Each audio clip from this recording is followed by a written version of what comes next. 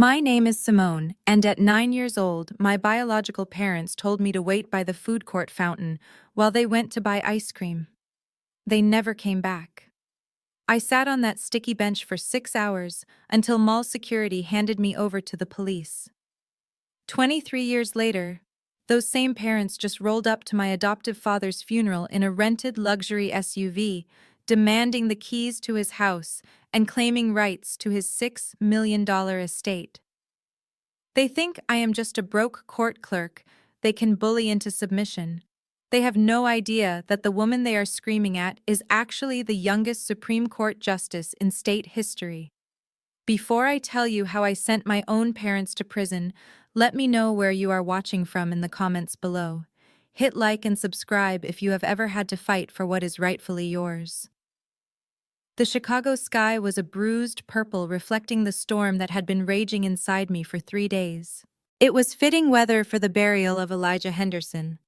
He was a man of few words and even fewer luxuries. To the outside world, he was just the quiet old man who fixed the boilers at the elementary school and drove a rusted Ford truck from the 90s. To me, he was the savior who found a terrified little girl in the system and gave her a home when nobody else wanted her. I stood alone by the open grave, my boots sinking slightly into the wet earth. There were only a few other people there. Mr. Miller, the neighbor who played chess on our porch every Sunday, and Mrs. Gable, the librarian who used to set aside mystery novels for Dad. It was a simple service for a simple man, exactly how he would have wanted it. The pastor was just closing his Bible, preparing for the final prayer when the peace was shattered. The sound of an engine roaring cut through the quiet patter of rain. I turned my head to see a convoy of 3 black SUVs tearing up the gravel path of the cemetery. They were moving too fast, disrespectful of the dead and the living alike. They swerved around a hearse parked further down the lane and came to a screeching halt right on the grass just inches from the family plot. My stomach dropped. I knew exactly who they were even before the doors opened. I had not seen them in face-to-face in over 2 decades, but nightmares have a way of keeping faces fresh in your memory. The driver's door of the lead vehicle flew open. My biological father, Marcus, stepped out. He looked older, heavier, but he still carried himself with that unearned arrogance I remembered from my childhood. He was wearing a suit that was too shiny, too tight, and clearly brand new. He adjusted his tie in the rearview mirror before even looking at the grave. Then the passenger door opened. LaToya, my biological mother, emerged. She was dressed as if she were going to a fashion show rather than a funeral. Her black dress was covered in sequins that caught the gray light, and she wore a hat with a veil so large it looked like a theater prop. Behind them, out of the second car, came my older brother Trey. He was the golden child, the one who got the ice cream while I got left on the bench. He looked bored, scrolling on his phone, leaning against the car hood. And then there was Ashley, Trey's wife. She stepped out of the car with a grimace, lifting her high-heeled foot dramatically, as if the cemetery grass was toxic waste. She was white, with blonde hair styled in loose waves that probably cost more than my first car. She immediately pulled out her phone, holding it up high, panning the camera across the cemetery, across the humble casket, and finally landing on me. I could see the ring light reflection in her eyes. She was live streaming. I stood frozen, my hand gripping the cold metal bar of the tent. They walked toward the grave like they owned the ground beneath us. LaToya let out a wail that sounded like a siren. It was loud, piercing, and completely devoid of actual tears. She rushed past me, not even making eye contact, and threw herself dramatically toward the casket. "Oh, Elijah," she screamed, her voice cracking for effect. "My dear old friend, how could you leave us so soon?" The sheer audacity of it took my breath away. She had never met Elijah Henderson. She did not know his middle name. She did not know he hated loud noises. She definitely did not know he was the man who picked up the pieces she had shattered. I stepped forward, blocking her path. "Do not touch him," I said, my voice low and shaking with rage. "You do not know him." LaToya stopped her performance mid-wail. She straightened up, lifting the veil to look at me. Her eyes were dry. "Oh, Simone, baby," she said, switching instantly to a tone of cloying sweetness. Is that any way to talk to your mother? We are here to support you in this time of grief. We know how close you were to this man. This man was my father, I said. You are strangers. Marcus stepped up, then looming over me. He tried to use his height to intimidate me, just like he used to when I was small. Watch your mouth, girl, he growled. We are your flesh and blood. We are the only family you have left. We drove 6 hours to be here to make sure things are handled properly. You should be on your knees thanking us, not standing there like a statue. Ashley chimed in from behind her phone screen, not bothering to lower her voice. Is this it, Trey? She asked, looking around the cemetery with a sneer.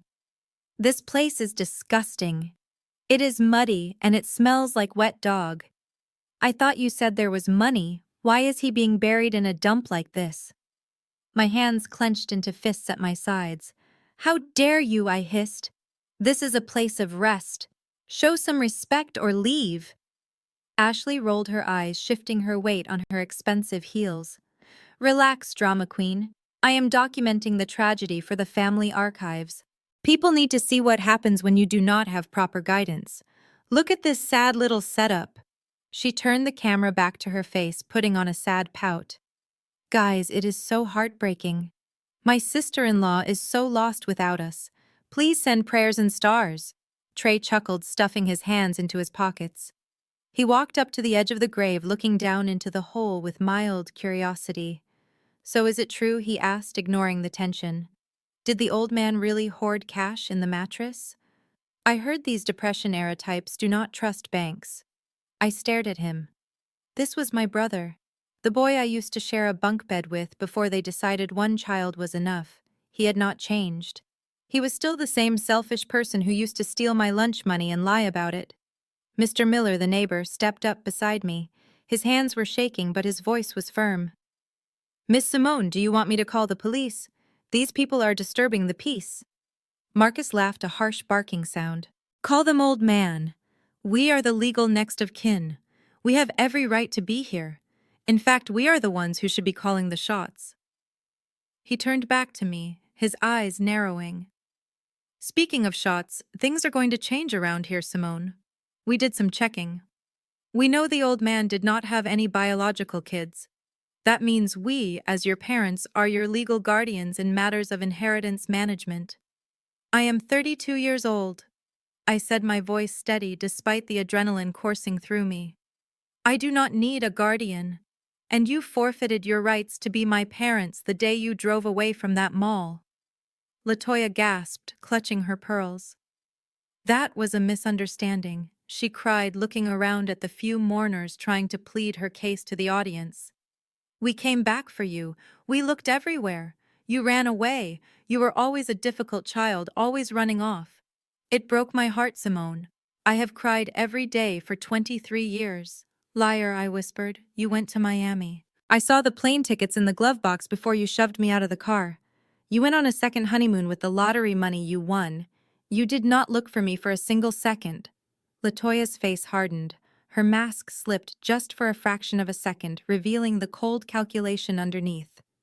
Well, that is in the past, she said, waving her hand dismissively.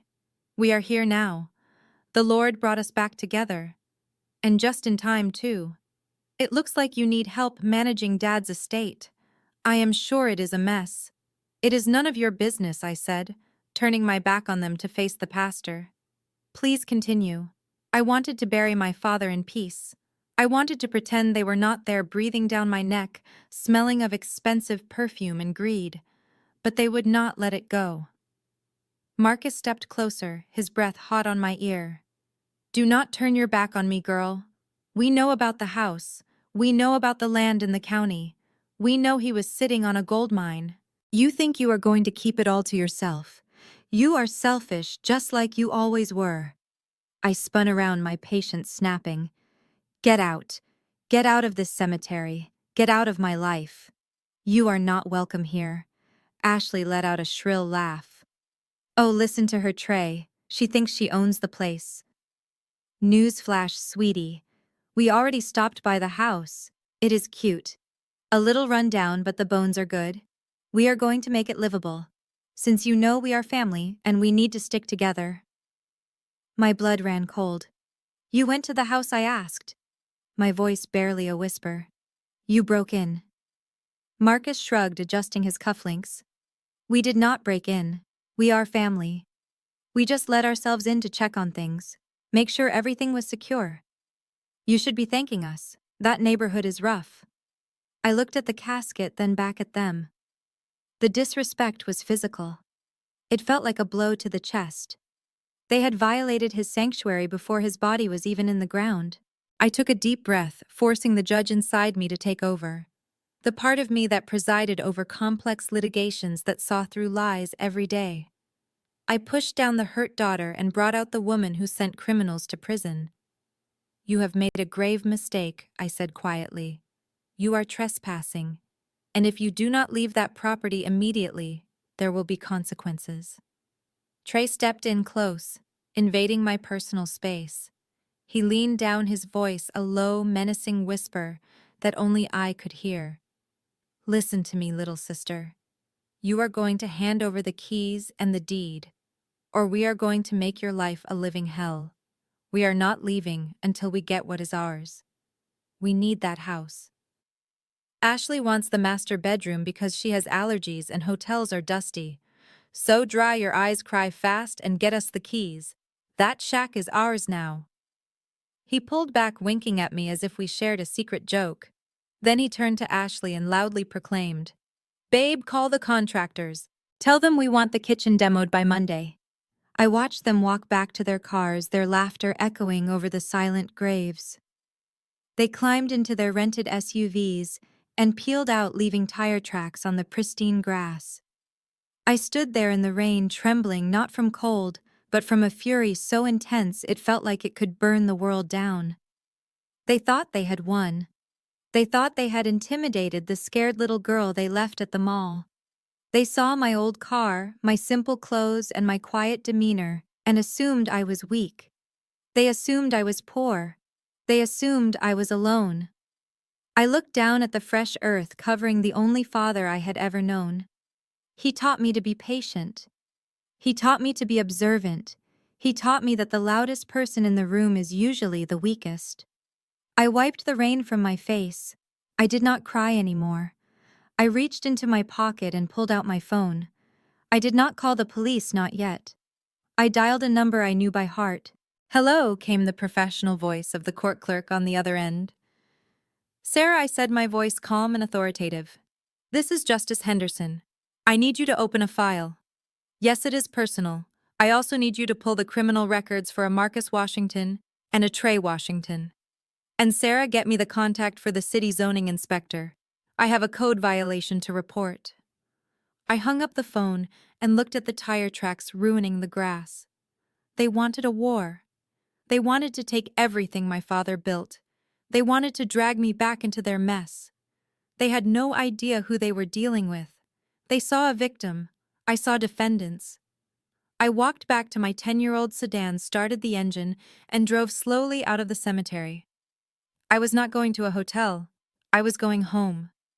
And if they were still there, they were about to find out that eviction notices come in many forms, and some of them wear black robes. The game had just begun, and they were playing checkers while I was playing chess. But first I had to see what they had done to my house. My stomach knotted at the thought. Ashley mentioned a demo. If they touched a single one of Dad's jazz records, there would be no plea bargain in this world that could save them. The drive from the cemetery to the bungalow was only 3 miles, but it felt like crossing a border between two different worlds. I parked my sedan 2 houses down behind a large oak tree that obscured me from view. I needed a moment. Just one moment to stop my hands from shaking before I walked into the war zone.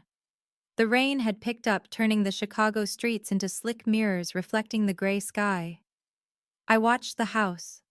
My house. Elijah Henderson had bought this place in 1982 with cash he saved from working double shifts. He laid the brick pathway himself. He painted the shutters that soft shade of sage green because he said it reminded him of the garden he wanted to plant, but never got around to. Now 3 massive black SUVs were parked on his lawn, churning his carefully tended grass into a mud pit. I stepped out of the car, and the cold rain hit my face. It felt grounding. I walked up the driveway. The front door was not just open, it was hanging off its hinges. The wood around the lock was splintered and raw. They had not used a key, they had used a crowbar. My heart hammered against my ribs, a frantic rhythm of rage and grief, but my face remained stone. I was a judge. I had presided over murder trials and racketeering cases. I knew how to wear a mask. The first thing that hit me was the smell. For 20 years, this house had smelled of old paper lemon furniture polish and the peppermint tea Dad drank by the gallon. Now it smelled of aggression. Expensive cloying perfume mixed with the greasy scent of fast food and the metallic tang of wet mud. I stepped over the threshold and the violation took my breath away. Ashley was in the living room. She had opened the front windows despite the driving rain, letting the water soak into the hardwood floors. She was standing by the door holding a black garbage bag open while Trey shoveled things into it. My eyes adjusted to the dim light, and I realized what they were trashing. It was Dad's coats. His work uniform with the name Elijah stitched over the pocket, his heavy winter parka that still held the shape of his shoulders, his church suit. Ashley wrinkled her nose, lifting a flannel shirt with 2 fingers, as if it were contaminated. "God, Trey, this place smells like a nursing home," she said, her voice carrying that high-pitched whine that grated on my nerves. "We need to gut everything. The drywall probably has mold. And these clothes. Who keeps this junk? It smells like poor people." She tossed the flannel shirt toward the bag, but missed. It landed in a puddle of mud tracked in by their boots. That shirt. I remembered the day he bought it. We were at the thrift store and he found it for $4. He wore it every Saturday morning when we made pancakes. It smelled like safety. It smelled like the man who taught me how to tie my shoes when my biological parents were too busy spending their lottery winnings to care if I tripped. I walked past them. I did not say a word. Ashley jumped when she saw me, her hand flying to her throat. "Jesus, Simone," she snapped. "You move like a ghost. Do not sneak up on people like that. It is creepy." I ignored her. I walked straight to the kitchen. The linoleum was covered in debris. Marcus was there. He had a hammer in his hand. He was tapping on the walls, listening for a hollow sound. He had pulled the refrigerator out from its alcove, and the contents of the freezer were melting on the counter. "What are you doing?" I asked, my voice flat. Marcus spun around, the hammer raised for a split second before he lowered it. He wiped sweat from his forehead. Looking for the safe, he grunted. "Old men like him do not trust banks. He has got to have a wall safe, or a floorboard stash." "Where is it, Simone? Do not play dumb." "There is no safe," I said. "He put his money in the bank, Marcus. Like a normal person. He paid his taxes. He invested. He did not hide cash in the walls like a drug dealer." Marcus laughed, a humorless sound. "Yeah, right. $6 million does not just sit in a checking account. He has got gold or bonds, something tangible, and we are going to find it. If we have to tear this house down brick by brick, we will find it." I looked at the holes he had already punched in the drywall. This was the kitchen where I did my homework. This was the kitchen where Dad taught me how to balance a checkbook so I would never be dependent on anyone. Now it was a demolition site. I turned away before I lost my control. I needed to get to my room. I needed to get my laptop and the file box under my bed, the one with the real documents, the ones that proved who I was and what I owned. I walked down the narrow hallway. The photos on the wall had been crooked. My graduation picture was face down on the floor, the glass cracked. I stepped over it, careful not to crush the image of Dad smiling with his arm around my shoulders. I reached for the doorknob of my bedroom. It was locked. I jiggled the handle. "Why is this locked?" I said aloud. From behind me, I heard the click of heels. Latoya emerged from the master bedroom, Dad's bedroom. She was wearing a silk robe she must have brought with her over her clothes. She looked like she was playing house in a movie set. "You cannot go in there, baby," she said, her voice dripping with that fake syrup sweetness. That room is taken. Taken. I repeated slowly, turning to face her. That is my room. That is where I sleep. That is where my things are. Latoya sighed, creating a dramatic performance of patience. Well, not anymore. Ashley and Trey need that room. It has the best light, and Ashley says the feng shui in the other room is bad for her anxiety. Plus, it is the biggest guest room. They are a couple, Simone. They need the space. You understand, right? You are single. You do not need all that room. I stared at her. The woman who birthed me. The woman who left me at a mall because I was inconvenient. She was doing it again. She was displacing me for her golden son and his wife. She was prioritizing their comfort over my basic needs in my own home. Where am I supposed to sleep? I asked quietly. I wanted to hear her say it. I wanted to hear the depth of her audacity. Latoya waved a hand toward the basement door. There is a perfectly good pull-out sofa in the den downstairs, or the living room couch once they finish cleaning up. Honestly, Simone, you should be grateful we are here. A young woman living alone in this neighborhood. It is dangerous. We are here to protect you, to protect your assets. Protect me, I said, a bitter laugh escaping my lips. Like you protected me when I was 9. Like you protected me when you drove off to Miami while I was sitting in a police station waiting for a social worker. Latoya's face hardened, her eyes narrowed into slits. Do not bring that up, she hissed. We are moving forward. We are a family again. And in this family we share. Your brother needs that room. You will sleep downstairs. Or she paused, a cruel smile playing on her lips. Or you can leave. If you are not happy with the arrangements, you are free to go. We can handle things here without you. I looked at the locked door of my bedroom. My laptop was in there. My judicial robes were in the back of the closet, hidden in a garment bag. My files. If they opened that closet, they would know. They would know everything. But if I fought them now, if I broke that door down, they would call the police. And while I was a judge, I did not want the spectacle of a domestic dispute on my record, not yet. I needed them to hang themselves. I needed them to commit the crime fully and completely. Fine, I said. My voice was ice. I stepped back from the door. You want the room? Take the room. You want the house? Take the house. Latoya clapped her hands together, delighted. See, I knew you would be reasonable. It is just for a little while, until we get the estate settled, until we get the money. Then we can all buy big houses. Next to each other. Won't that be nice? I did not answer. I walked back down the hallway. I passed Marcus, who was now prying up the floorboards in the kitchen. I passed Ashley, who was spraying air freshener over the pile of Dad's clothes she had dumped in the corner. I passed Trey, who was lying on Dad's recliner, his muddy boots resting on the upholstery, watching a video on his phone at full volume. I walked out the front door into the rain. I did not take a coat. I did not take a bag. I walked down the driveway past their looming SUVs. I could feel their eyes on my back. They were probably laughing. They probably thought I was broken. They thought they had won. They thought they had chased the little girl away again. I reached my car and got in. My hands were wet and cold, but they were steady. I locked the doors. The sound of the rain drumming on the roof was the only noise. I took a deep breath, inhaling the scent of my own car, my own space. I reached into the glove box and pulled out my second phone, the burner phone I used for sensitive cases, the one that could not be traced to my official office line. I dialed a number I knew by heart. It rang once. Sheriff's Department private line, a gruff voice answered.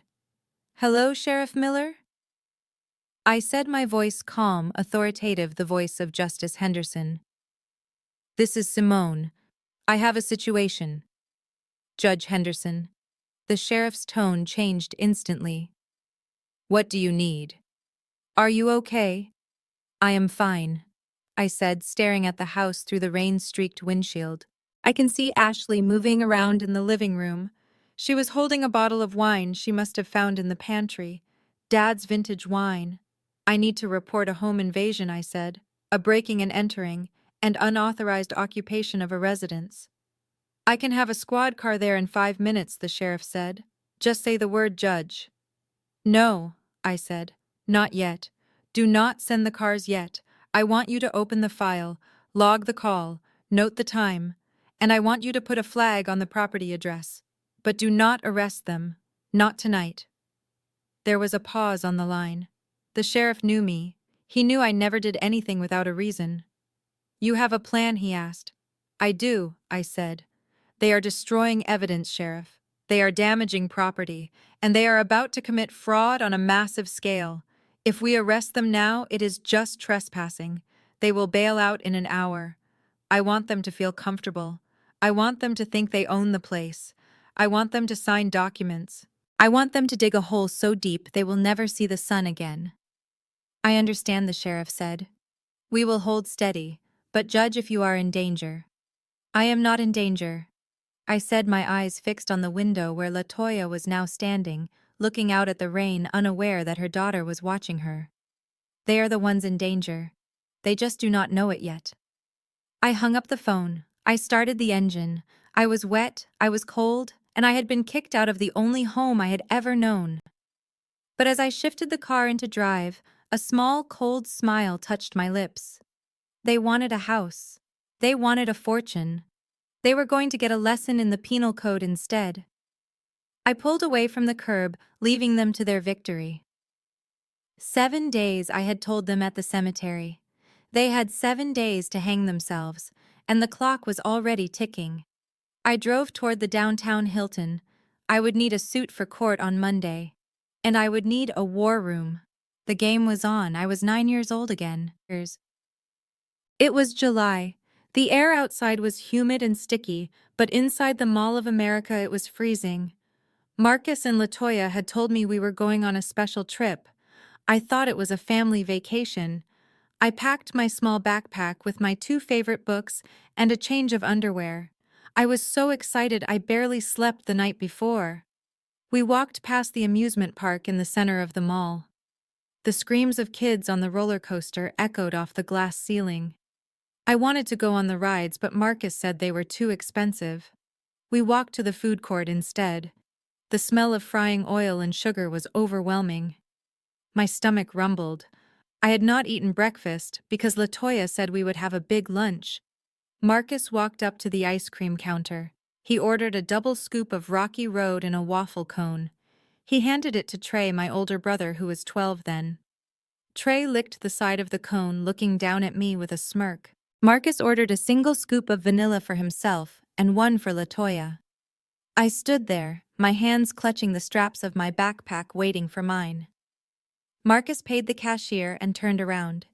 He looked at me, and then he looked at the exit signs. We are just going to the bathroom, he said, his voice casual. You stay here, Simone. Watch this spot. Do not move. If you move, the security guards will take you to jail. But I want ice cream too, I whispered, my eyes fixed on the melting chocolate in Trey's hand. When we get back, Marcus said, if you are a good girl and you stay right here, we will get you a cone. Now sit. He pointed to a hard wooden bench near a decorative fountain. I sat. I watched them walk away. LaToya did not look back. Marcus had his arm around Trey's shoulders, laughing at something he said. They disappeared into the crowd. I waited. I counted the tiles on the floor. I watched a family eat a whole pizza. I watched the sun move across the skylights high above. 1 hour passed, then 2. My stomach hurt from hunger. I needed to use the bathroom, but I was terrified to move. Marcus said the security guards would take me to jail. I was a good girl. I stayed. 3 hours. The crowd started to thin out. The roller coaster stopped running. The smell of food changed from appetizing to stale. I started to cry, but silently. I did not want to draw attention. I thought maybe they got lost. The mall was so big. They were coming back. They had to come back. They were my parents. 6 hours later, the mall was closing. The lights flickered and dimmed. The music stopped. The only sound was the cleaning crews buffing the floors. I was shivering violently, my thin t-shirt offering no protection against the air conditioning. That was when I saw him. He was pushing a yellow mop bucket. He wore a gray uniform with the name Elijah stitched in red thread over the pocket. He looked tired. His back was stooped. He stopped mopping when he saw me curled up on the bench hugging my knees. He did not call security. He did not yell. He parked his bucket and walked over slowly, kneeling down so he was at my eye level. He had the kindest eyes I had ever seen. They were the color of warm coffee. "Hey there, little bit," he said, his voice rough like gravel but soft around the edges. "You waiting for the bus?" I shook my head. "My parents," I whispered. "They went to the bathroom." He looked at the empty food court. He looked at the clock on the wall. It was 10 at night. A shadow of understanding passed over his face, a look of profound sadness that I did not understand until years later. He reached into his pocket and pulled out a soft pretzel wrapped in a napkin. It was cold, but to me it looked like a feast. "Here," he said. "You look like you could use this." He sat with me while I ate. He told me jokes about a penguin who walked into a bar. He waited until I stopped shivering. And then when it became clear that no one was coming through those doors, he took my hand. He did not hand me over to the police like a lost package. He stayed. He stayed through the questioning. He stayed when social services arrived. He stayed until they found me a foster placement for the night. And 2 weeks later, when no one claimed me, he came back. He was just a janitor. He lived in a small house on the south side. He had no wife, no kids, but he had room. The memory shattered as a loud crash brought me back to the present. I gasped, my hands gripping the steering wheel so hard my knuckles were white. Marcus was gone from the porch. The front door was wide open again. Ashley was walking out. She was carrying a heavy plastic crate. My heart stopped. I knew that crate. It was orange milk plastic cracked at the rim. It was the crate Dad kept in the living room closet. The one he told me never to touch unless I had clean hands. It held his vintage jazz records. First pressings of Miles Davis, John Coltrane, Thelonious Monk. He had spent 40 years collecting them. They were his pride and joy. He used to play them on Sunday mornings while he read the paper, handling each vinyl disc by the edges with the reverence of a priest handling a holy relic. Ashley walked to the edge of the porch. She looked at the muddy front lawn where the rain was creating puddles of brown sludge. She lifted the crate. "Trash," she yelled over her shoulder to Trey, who was inside. "Just a bunch of old scratched-up plastic. Who keeps this garbage? It smells like mold." "No!" I screamed inside my car, the sound trapped by the glass. She tilted the crate. The record slid out. I watched in slow motion as the black disc, sleek and shiny, tumbled into the mud. The sleeves dampened instantly. Decades of music, decades of Dad's passion landing in the dirt to be trampled. I did not think. I did not plan. The judge inside me vanished, replaced by the daughter whose father was being erased. I threw the car door open and sprinted across the street. The rain soaked me instantly, but I did not feel it. "Stop it!" I shrieked, running up the driveway. "Do not touch those!" Ashley jumped, dropping the empty crate. She looked at me with wide, startled eyes that quickly narrowed into disdain. "Oh, look who is back," she sneered. "The prodigal daughter returns. We were just doing some cleaning, Simone. This place is a hoarder's nest. We are doing you a favor." I dropped to my knees in the mud, frantically grabbing the records. My hands were shaking. I tried to wipe the mud off a Coltrane album with my sleeve, but it only smeared. The cardboard sleeve was tearing. "You are monsters," I sobbed, clutching the ruined records to my chest. "These were his life. You have no right." Ashley laughed. It was a cold, ugly sound. "His life. Honey, his life was cleaning toilets. These are worth 50 cents at a yard sale. Get a grip." She stepped forward and kicked the pile of records I was trying to save. Her sharp heel crunched down on a vinyl disc, snapping it in half. The sound was like a bone breaking. That snapped the last thread of my control. I stood up, dropping the records. I stepped into her space, my face inches from hers. I did not care about the mud on my clothes. I did not care about the rain. "Get out," I said, my voice low and dangerous. "Get off this property." Now. Ashley looked surprised for a second, and then she smiled, a nasty, condescending smile. Or what she asked. You going to file some paperwork at your little court job? You going to cry to your boss? She raised her hand and shoved me. It was not a hard shove, but the ground was slick. I stumbled back, my heel catching on a root. I flailed, trying to regain my balance, but I went down hard, landing on my hands and knees in the mud, right on top of the broken records. A sharp shard of vinyl cut into my palm. I looked up at her, gasping. She was looming over me, hands on her hips, looking like a queen surveying her conquest. Look at you, she spat, playing in the mud. Just like your daddy. Trash begets trash. She raised her hand again, this time not to shove, but to strike. I flinched, waiting for the blow. That is enough. The voice was like a thunderclap, deep, resonant, and commanding. It did not come from the house. It came from the driveway. Ashley froze her hand mid-air. We both turned. A silver town car had pulled up behind the black SUVs silently. A man was standing by the open rear door. He was tall, wearing an impeccable charcoal suit that seemed to repel the rain. He held a black umbrella, but he was not using it to cover himself. He was holding it out like a shield. He was in his 60s with steel gray hair and a face carved from granite. He did not look at the mud on his shoes. He did not look at the ruin of the lawn. He looked directly at Ashley with a gaze so intense she actually took a step back. "Who the hell are you?" Ashley demanded, though her voice wavered. "This is private property." The man walked forward. His steps were measured precise. He walked right past her as if she were a ghost. He came to where I was kneeling in the mud. He extended a hand wearing a gold signet ring. I looked up. I knew this man. I had met him only once when Dad was alive, but his name was legendary in Chicago legal circles. He was the shark you hired when you wanted to destroy someone without leaving a trace.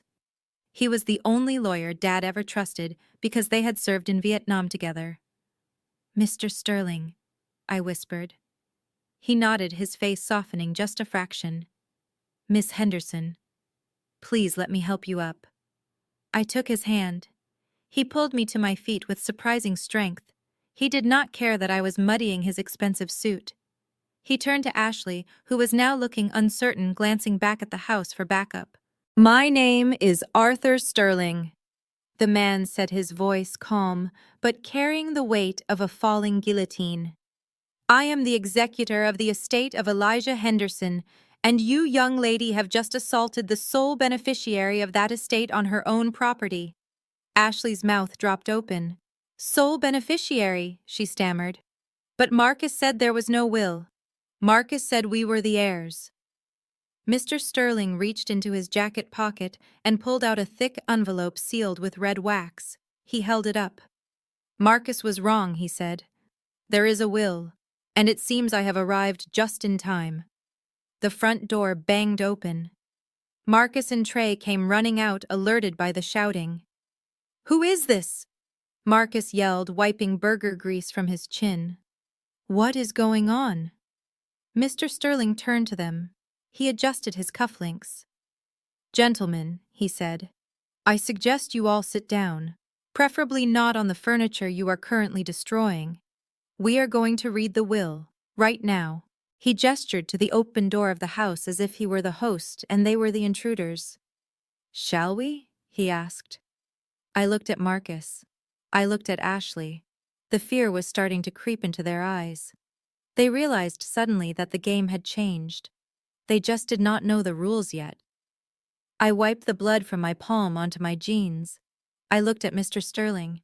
"Let's go inside," I said. And for the first time since they arrived, I smiled. It was not a nice smile. It was the smile of a judge who has just seen the evidence and knows exactly what sentence she is about to hand down. The living room of the bungalow felt suffocatingly small. My biological family had dragged the dining chairs into the center of the room, sitting in a semicircle like they were the jury and Mr. Sterling was the accused. I stood by the fireplace, my arms crossed over my chest, trying to ignore the mud drying on my jeans and the throbbing in my palm where the vinyl record shard had cut me. The rain battered against the windows, sealing us in this pressure cooker of greed and deception. Mr. Sterling sat at the small oak desk in the corner. He moved a half-eaten burger wrapper to the side with the tip of his pen, his face a mask of distaste. He placed his leather briefcase on the table and clicked the latches open. The sound was loud in the sudden silence. Marcus leaned back in Dad's armchair, the springs groaning under his weight. He picked his teeth with a fingernail, looking bored and annoyed. "Look, man, let us just wrap this up," he said, waving a dismissive hand. "We know the old man did not have much.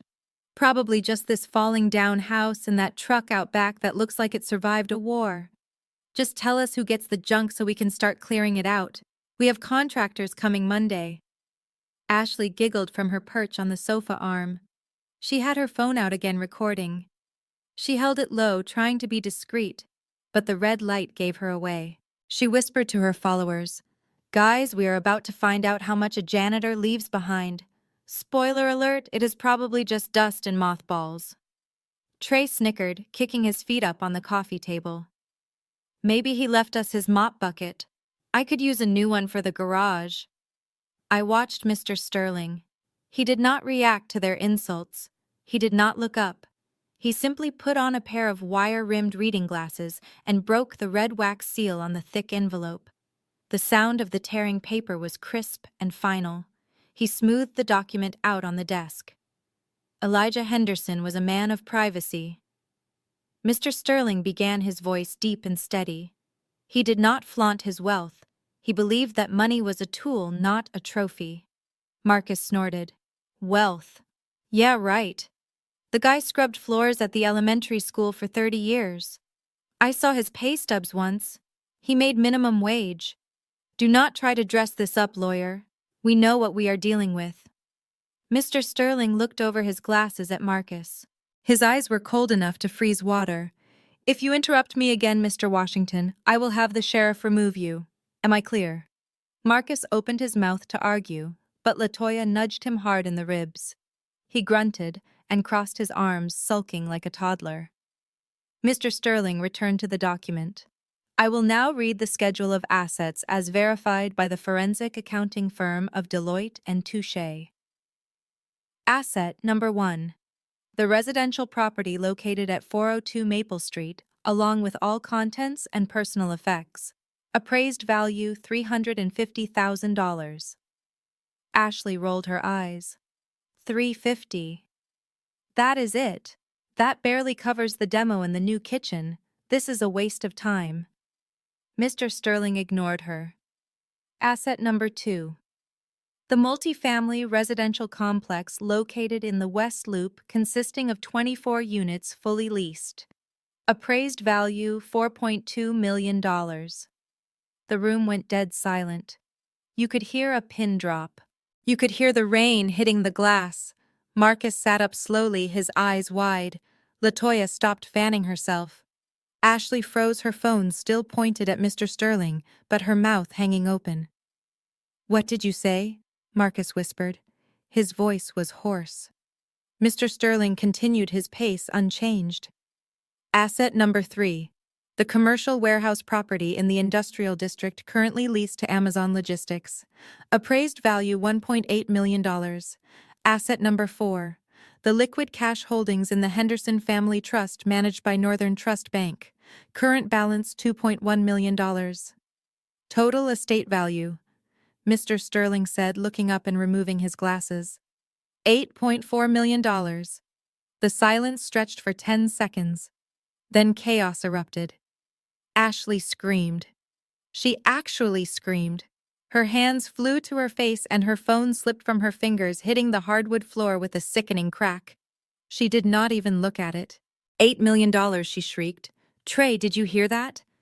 $8 million. We are rich. We are rich." Trey jumped up, pumping his fist in the air. "Yes, I knew it. I knew the old miser was holding out. We are buying a boat." "No, we are buying 2 boats." LaToya burst into tears. Real tears this time, tears of pure avarice. "Praise Jesus," she wailed, lifting her hands to the ceiling. "The Lord has provided. He has rewarded our suffering. We are blessed, Marcus. We are blessed. Marcus was laughing a deep belly laugh that shook his whole body. He looked at me, his eyes gleaming with triumph. You hear that, Simone? You hear that? Your daddy was not a janitor, he was a tycoon, and we are the next of kin. We are the blood. This is our payday. I stood there feeling a strange mixture of pride and disgust. They did not know him. They did not know that Dad bought those properties in the 80s when the neighborhoods were blighted. They did not know he fixed the plumbing himself, painted the walls himself, and treated every tenant like family. They did not know he worked as a janitor because he wanted to, because he liked being around the kids, and he wanted the health insurance. They saw the money. I saw the man. Mr. Sterling cleared his throat. The sound was like a gavel striking a block. It cut through their celebration instantly. I have not finished reading the will, he said. They quieted down, but the energy in the room had changed. It was electric now. They were practically vibrating with greed. They leaned forward, hungry dogs waiting for a bone. Go on, Marcus said, waving his hand magnanimously. Read the rest. Tell us where to sign. Mr. Sterling looked down at the paper. I hereby leave the entirety of my estate, including all real estate holdings, cash assets, and personal effects, to the only person who ever acted as a true daughter to me. He paused. He looked directly at Marcus, then at LaToya, then at Trey and Ashley. And finally, his eyes landed on me. To Simone Henderson, he read, to be held in her name, solely and exclusively. The air left the room. It was as if someone had opened an airlock in space. The smiles vanished. The cheering stopped. Ashley looked like she had been slapped. Marcus turned a shade of purple I had never seen before. What Marcus said, his voice low and dangerous. Read that again. To Simone Henderson, Mr. Sterling repeated, sole beneficiary. No, Marcus roared.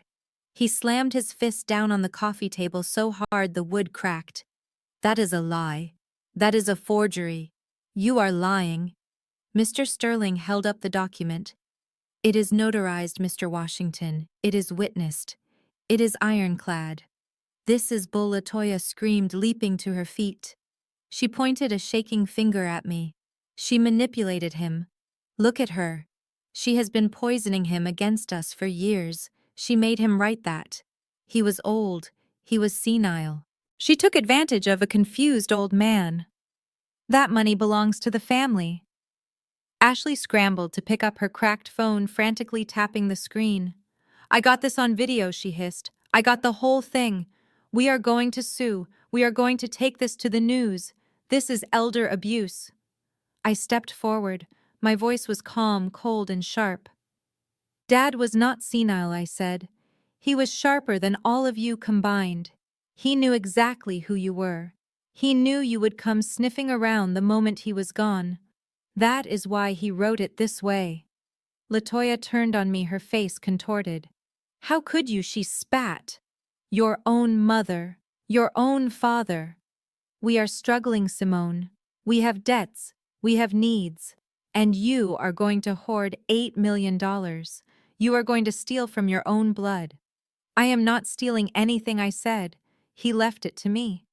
Because I was the one who took him to chemo. I was the one who made his soup. I was the one who sat with him when he was scared.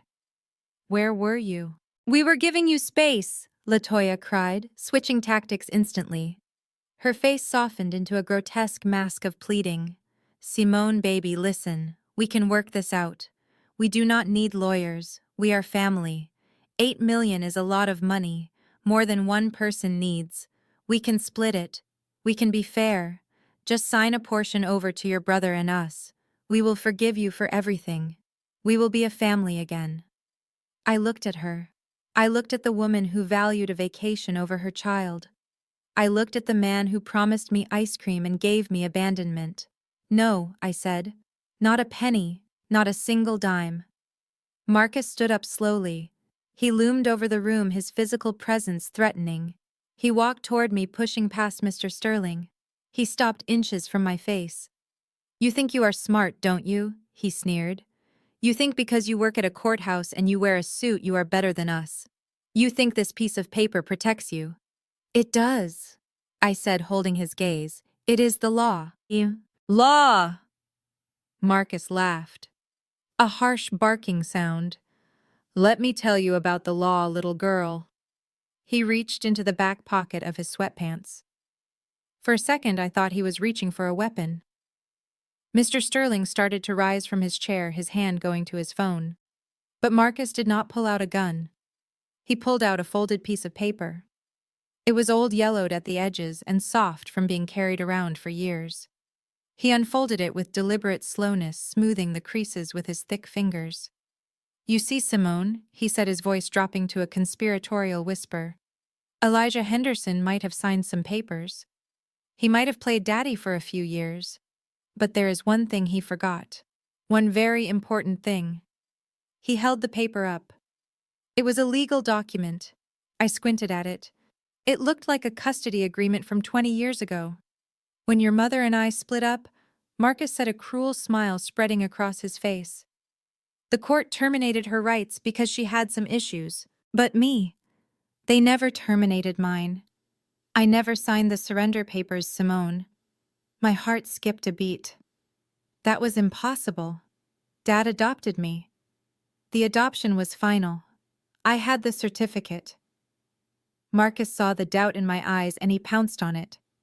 "Oh, I know what you are thinking. You have an adoption decree." "Sure. But without the biological father's signature surrendering rights, that decree is worth less than toilet paper. It is a clerical error, a loophole." He waved the paper in my face.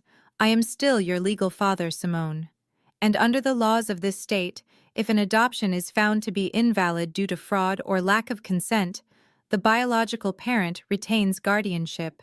And since you were a minor when he took you in and he never legally finalized it with me, that makes me your next of kin." He slammed the paper down on top of the will, covering Dad's signature with his own dirty document. "That makes me the heir," he declared triumphantly. "Not you. Me. I am the guardian of the estate until the paternity is resolved. And guess what, sweetheart?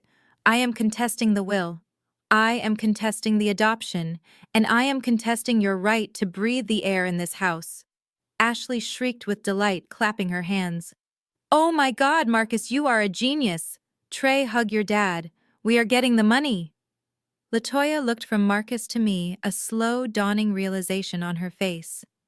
"Is that true?" she asked. "Did you really never sign?" Marcus winked at her. "I kept it as insurance, baby. I knew someday it would pay off." Mr. Sterling stood up. He picked up the yellowed paper Marcus had thrown down. He adjusted his glasses and read it. His expression did not change. "This is highly irregular," he said, his voice neutral. "If this document is authentic, it could present a significant complication to the probate process." "See?" Marcus yelled, pointing a finger at Mr. Sterling. "Even the fancy lawyer knows I got you." He turned back to me, his face twisted in a snarl. "So here's the deal, Simone. We can do this the hard way, where I drag you through court for 5 years, drain every cent of that estate in legal fees, and leave you with nothing. Or you can admit that family comes first. You can sign over control of the assets to me right now as the patriarch of this family. And maybe if you are nice, I will let you keep the car." I stared at the paper. I stared at his smug face. I felt the floor tilting beneath me. Could he be right? Could a 20-year-old clerical error undo everything Dad had done for me? Could they really take it all? I looked at Mr. Sterling. He gave me a barely perceptible nod. It was a signal. It meant hold your ground. I took a deep breath. The smell of grease and expensive perfume filled my lungs. I looked Marcus dead in the eye. "You want to go to court?" I asked, my voice quiet but steady. "You want to stand before a judge and explain why you waited 23 years to claim your daughter? You want to explain why you abandoned me at a mall?" "I want my money," Marcus growled. "And I am going to get it. Get out of my house, Simone. Get out before I throw you out. He reached for my arm. His grip was bruising. That was the moment. The moment the last shred of hesitation left me. He touched me. He threatened me. And he tried to steal my father's legacy with a lie. I pulled my arm away. I picked up my purse. I looked at Ashley, who was smirking. I looked at Trey, who was already counting the money in his head. I looked at Latoya, who was eyeing the curtains, measuring them for replacement. I will see you in court, I said. I walked out of the house into the rain. I heard them laughing behind me. They were popping champagne. They were celebrating their victory. I got into my car and locked the doors. My hands were shaking, not from fear, but from adrenaline. I picked up my phone. I dialed Sarah, my clerk, again. Sarah, I said, clear my docket for Monday morning. And Sarah called Judge Williams. Tell him I need a warrant. For what? Sarah asked. For fraud, I said, watching Marcus dancing in the window of my father's house. And Sarah, get the state archives on the line. I need the original adoption file from 1999. I need to see the signature on line 4. I hung up. Marcus thought he had a trump card. He thought he had a loophole. But he forgot one thing. He forgot that he was a liar. And liars always leave a trail. He had just handed me the weapon I needed to destroy him. And Monday morning, I was going to use it. Monday morning arrived with the subtlety of a sledgehammer. I was sitting in the small kitchenette of the extended stay hotel room I had booked after leaving my father's house, drinking bad coffee and reading the legal summons that had been taped to my car windshield at 6 in the morning. The document was a masterpiece of fiction. It claimed that I, Simone Henderson, had used undue influence, coercion, and elder abuse to force a senile man to change his will. It painted Elijah Henderson as a helpless victim and me as a predator. The plaintiff was Marcus Washington, represented by the law firm of Davis and Associates. I knew the name Davis. Everyone in the Chicago legal world knew Jonathan Davis. He was a billboard lawyer, the kind who put his face on the side of buses with slogans like, "We fight, you win." He was expensive, aggressive, and had a reputation for burying the truth under a mountain of paperwork. He was exactly the kind of shark Marcus would hire, thinking he was buying justice when he was really just buying a loud suit. I folded the summons and put it in my bag. They wanted a fight. They were going to get a war. But first, I had to go to work. I drove my battered Ford sedan downtown, navigating the morning gridlock of the Loop. The Illinois Supreme Court building stood like a fortress of gray stone, its columns rising high above the noise of the city. To most people, it was just another government building. To me, it was a sanctuary. It was the only place where the rules were clear and consequences were real. I parked in the underground garage, but not in the reserved spot marked Justice Henderson. I parked in the visitor section 3 levels down. I was not ready to reveal my hand, not yet. I needed them to underestimate me for just a little longer. I took the service elevator up. I was wearing a simple gray cardigan over a white blouse and black slacks. No jewelry, no makeup, just my hair pulled back in a severe bun. I looked like exactly what they thought I was: a clerk, a secretary, someone who filed papers and fetched coffee. I did not know they were following me. I found out later they had hired a private investigator to tail me from the hotel. They wanted to see where I worked. They wanted to see the squalor they imagined I lived in. They wanted ammunition. I walked into the courthouse cafeteria on the 2nd floor.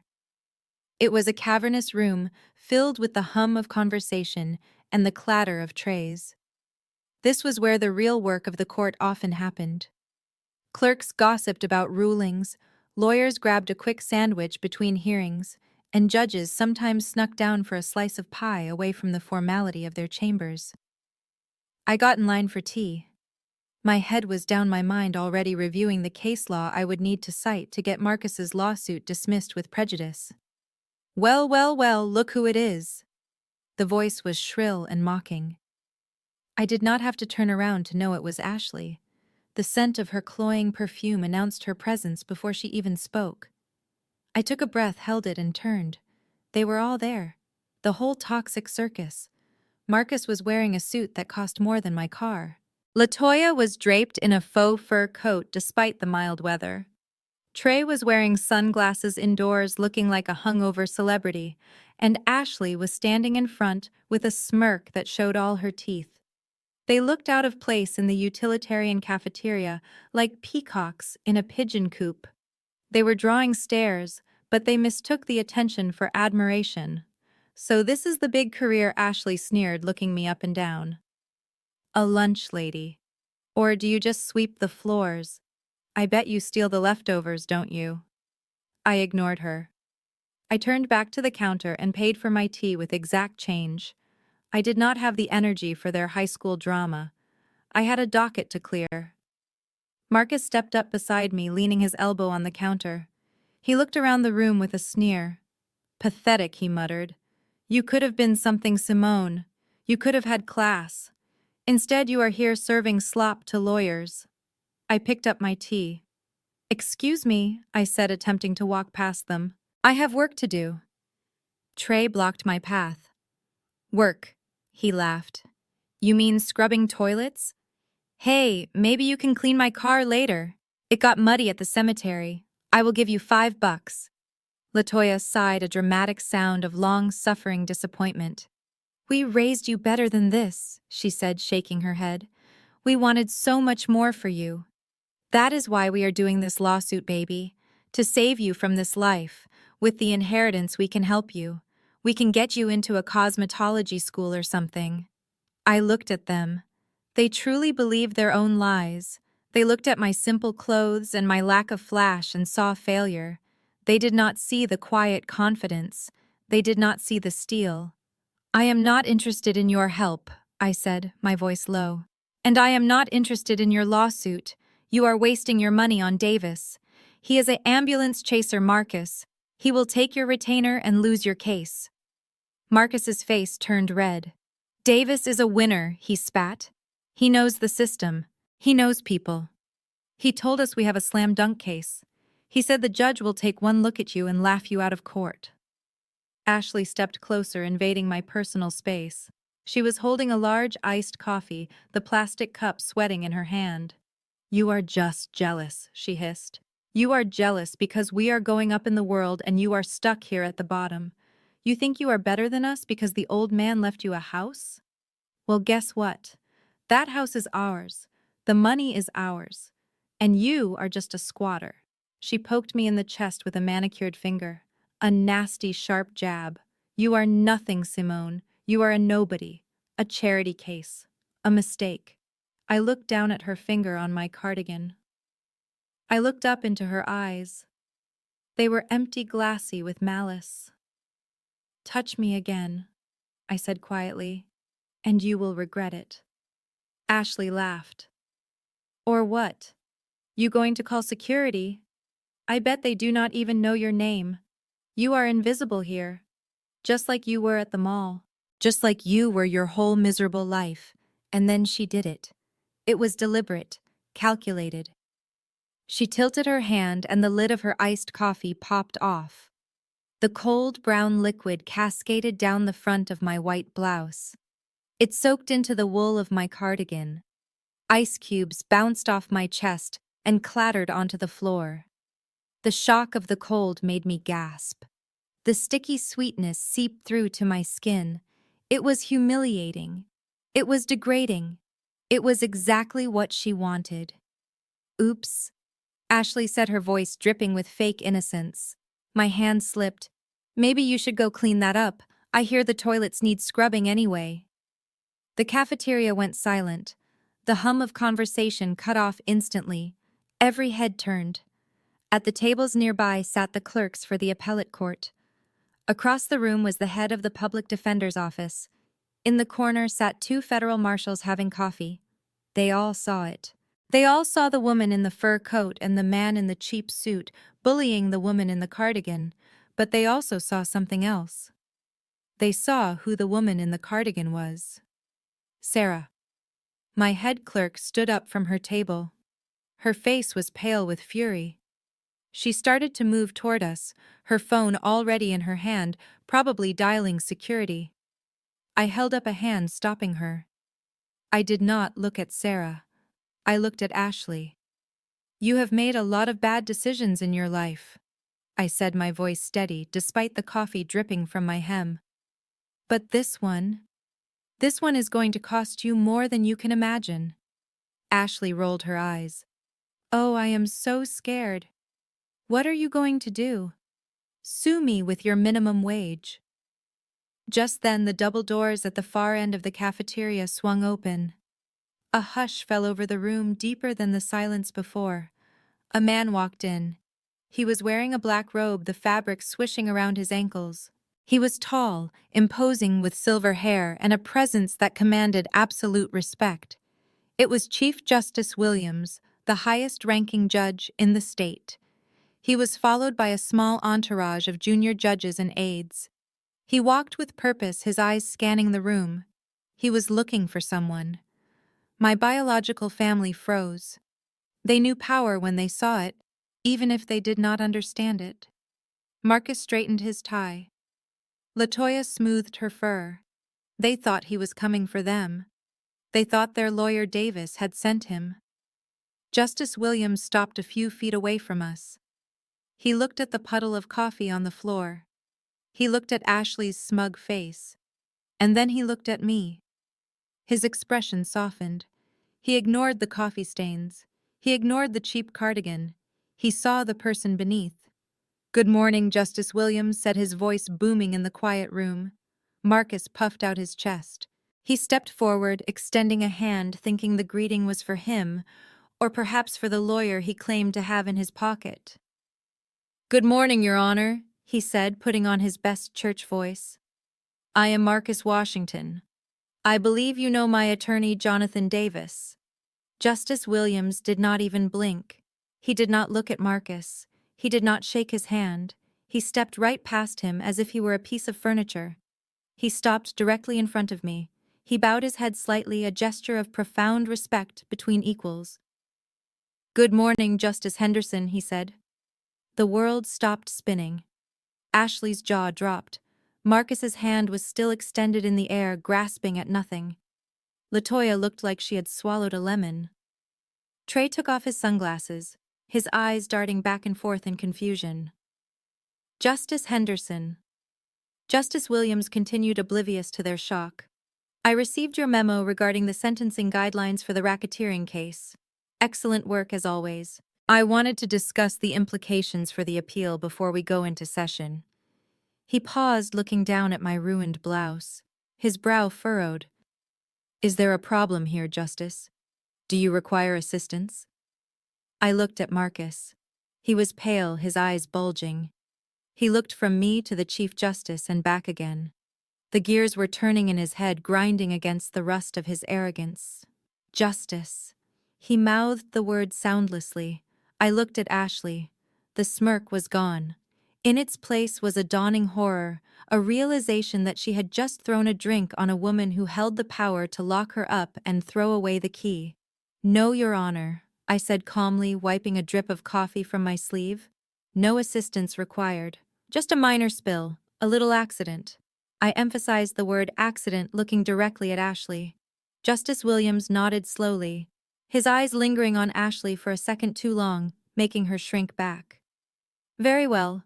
We are convening in chambers in 10 minutes. I will see you there." He turned and swept out of the room, his entourage trailing behind him. The silence that followed his departure was heavy, suffocating. The entire cafeteria was watching. I turned to my biological family. They looked small now. They looked cheap. The fur coat looked like a costume. The suit looked like a disguise. "You see," I said, my voice soft, but carrying, to the back of the room. "You assumed because I drive an old car and live in a small house that I was nothing. You assumed that because I do not flash money, I do not have power." I stepped closer to Marcus. "You hired Davis. Good. You will need him. But you should know something. Davis argues in my courtroom. He bows to me when I enter. And next week, when he stands before me to argue this frivolous lawsuit you filed, he is going to realize exactly who he is up against. I looked at Ashley. And you. You like to break things. You like to make messes. Well, you just made the biggest mess of your life. And I am not going to clean it up. You are. I turned and walked away toward the exit. I did not look back. I did not need to. I could feel their fear radiating off them like heat. As I pushed through the doors, I heard a familiar voice behind me. A slick, oily voice. Hey, folks. Sorry I am late. Traffic was a nightmare. It was Jonathan Davis, their lawyer. He had just walked into the cafeteria completely unaware that his clients had just committed social and legal suicide. I paused just for a second. I heard Marcus's voice trembling high-pitched with panic. "Mr. Davis," he squeaked. "Why didn't you tell us she was a judge? Why didn't you tell us she was the judge?" I let the door swing shut behind me, cutting off Davis's confused stammering. I walked down the hall toward my chambers. I had 10 minutes to change into my spare blouse and put on my robe. The game was over. They just didn't know it yet. They thought they were fighting a family dispute. They were about to find out they were fighting the state of Illinois. And the state always wins. I sat in the darkness of my extended stay hotel room, the only illumination coming from the glow of my laptop screen. On the desk, next to a half-eaten sandwich and a stack of legal briefs, sat a pair of high-definition headphones. I adjusted them over my ears and leaned forward, watching the grainy black and white feed from the hidden cameras I had installed in the bungalow 3 days ago. I had placed them strategically, one in the living room inside the smoke detector, one in the kitchen disguised as an outlet cover, and one in the hallway right outside my father's study.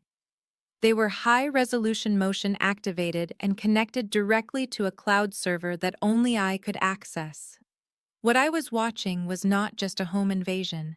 It was a masterclass in hubris. My biological family was not just living in my house. They were celebrating a victory they had not yet won, and they were doing it with money they did not have. The audio feed crackled, and then Marcus's voice came through loud and clear. He was in the kitchen, sitting at the table where Dad used to read his morning paper. But instead of a newspaper, Marcus was surrounded by loan documents. "It is a bridge loan, Latoya," he was saying, his voice slurring slightly from the expensive scotch he had found in the cabinet. "Just 50 grand to tide us over until the estate settles. The guy said the interest rate is high, but who cares? Once we get the 6 million, we pay it off in cash. It is free money, baby." I watched Latoya on the screen. She was looking at a brochure for a luxury cruise. 50 grand, she mused. That is enough for the deposit on the new house in Highland Park. We need to look the part, Marcus. We cannot be millionaires living in this dump. We need to upgrade. Upgrade, I whispered to the empty hotel room. You are digging a grave. The sound of a high-performance engine revving outside drew their attention. I switched the camera view to the front porch feed. A lime green sports car low to the ground and aggressive-looking was pulling into the driveway. It scraped the bottom of its chassis on the curb, but the driver did not care. It was Trey. He hopped out of the car, leaving the door open. He was wearing a gold chain that looked heavy enough to anchor a boat. He spun the keys on his finger and strutted toward the house. "Check it out," he yelled as he walked through the front door. "Rented to own, baby," the dealer said. "With my expected inheritance, I qualified for the platinum package. 5,000 a month, but look at that paint job. It screams success." Ashley came running from the back room. She squealed when she saw the car through the window. "Oh my God, Trey, it matches my nails. We have to take pictures. We have to post this. Everyone from high school is going to die." They ran outside, posing on the hood of the car that they could not afford, parked on a lawn. They did not own, paid for by a fortune they would never touch. I saved the video clip. Exhibit A. Reckless spending. Predatory borrowing based on fraudulent claims. The judge in probate court would love this. It went to character. It went to intent. But the spending was just the beginning. Tonight was the housewarming party. Ashley had invited everyone she knew. People she went to high school with, people she met at the nail salon, random hangers-on who smelled money. She wanted to show off her new kingdom. By 8 o'clock, the house was packed. I watched as strangers tracked mud onto the carpets I had vacuumed for 20 years. I watched them use my dad's favorite mugs as ashtrays. I watched them open the liquor cabinet and drain bottles of wine that Dad had been saving for a special occasion. Ashley was holding court in the living room. She was wearing a white dress that looked like a wedding gown cut short. She had a glass of champagne in one hand and she was gesturing wildly with the other. This is just the temporary house, she was telling a group of women who looked equally plastic. We are going to bulldoze it eventually. The land is worth more than the structure, obviously. But for now, it is quaint. Vintage chic, you know. One of the women asked about the previous owner. Ashley waved her hand dismissively. Oh, just some old guy. A janitor, I think. He had no taste. You should have seen the junk we threw out. Old records, dusty books. We are purging the bad energy. We are bringing in light. I gripped the edge of the desk. My knuckles turned white. Bad energy. Elijah Henderson was the best man who ever walked this earth. His energy was the only thing keeping that house standing. The party moved from room to room. I switched cameras following them. They were like a virus infecting every corner of my sanctuary. And then Ashley stopped. She was in the hallway standing in front of the large oak bookcase at the end of the corridor. This bookcase had always been there. It was heavy, built into the wall. Dad used to tell me stories about it. He said it held the weight of the world. I always thought he meant the encyclopedias. Ashley was leaning against it, trying to take a selfie. She stumbled in her heels and grabbed one of the shelves for support. There was a click, a mechanical sound that the microphone picked up clearly. The bookcase groaned. It swung forward an inch. Ashley screamed and jumped back, spilling her champagne. "Oh my God," she yelled. "Trey, Marcus, come here, I broke the house." Trey came running, pushing guests out of the way. "What did you do?" he asked, looking at the shifted bookcase. "It moved," Ashley said, pointing a shaking finger. "It just popped open." Marcus appeared, his eyes wide with greed. "It is a hidden door," he breathed. I told you the old man had secrets. This is where the cash is. This is the vault." He grabbed the edge of the bookcase and pulled. It swung open on hidden hinges, revealing a small, windowless room behind it. A panic room. Or a storage closet. I held my breath. I knew about this room. Dad had showed it to me when I passed the bar exam. He called it his heart. They crowded into the small space. I switched to the camera I had hidden in there. It was a tiny lens tucked into the spine of a book on the top shelf. The room was not filled with gold bars. It was not filled with stacks of cash. It was filled with binders, hundreds of them, lined up on metal shelves floor to ceiling, and boxes, neatly labeled. "What is this junk?" Trey asked, kicking a box. "Where is the money?" Marcus pulled a binder off the shelf. He opened it. His face fell. "It is receipts," he said, disgusted. "Just papers." Ashley grabbed a handful of letters from a box. She read one out loud. "Dear Mr. Henderson, thank you for the scholarship. Because of you, I am the first person in my family to go to college." She threw the letter on the floor. "It is fan mail. From charity cases." I watched them. They were standing in the middle of Dad's legacy. Those binders contained the records of every person he had helped, every tuition he had paid, every medical bill he had covered for a stranger, every house he had renovated for a single mother. That room contained the proof of where his fortune went.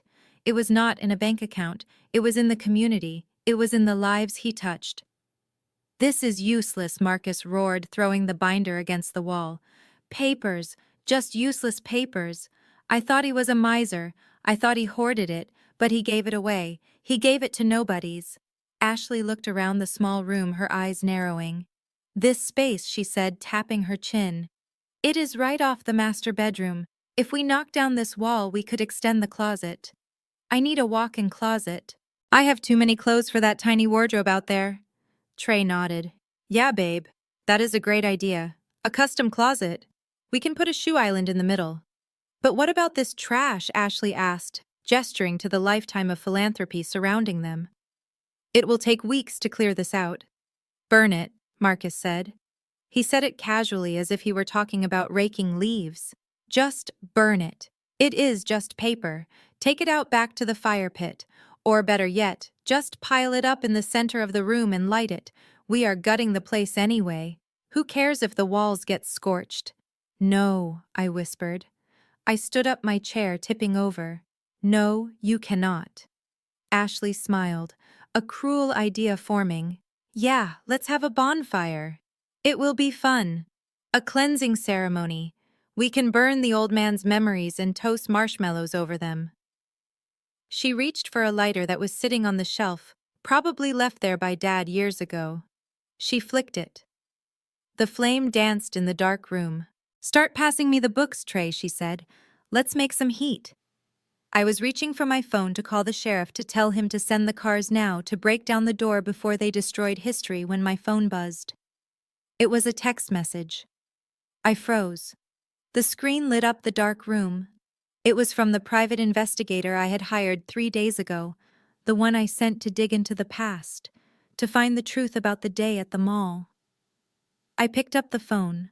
My eyes flicked from the video feed where Ashley was holding the lighter to a stack of letters to the text message.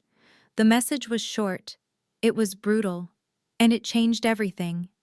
Subject travel records 2005. Body, I found the flight manifests. They did not look for you, Simone. They did not call the police. They did not check the hospitals.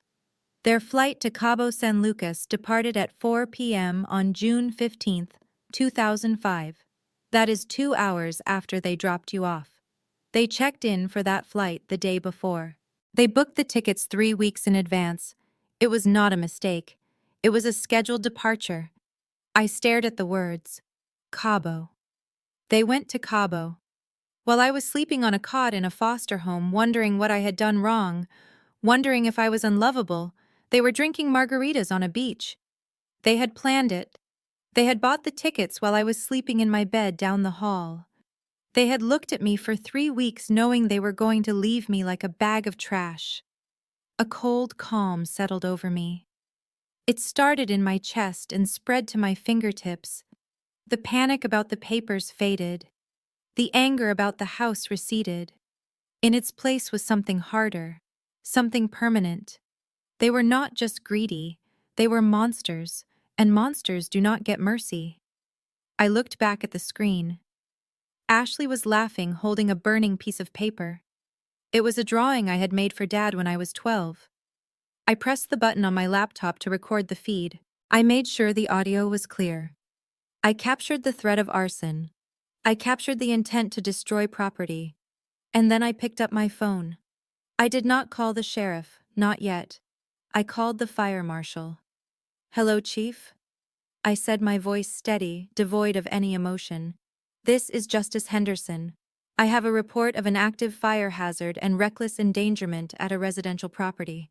And Chief, I think you should bring the police. There are squatters attempting to burn down a house. I hung up. I watched Ashley drop the burning paper onto a pile of books. The flames licked at the edges of the binders. Burn it all, I whispered. Burn it all down.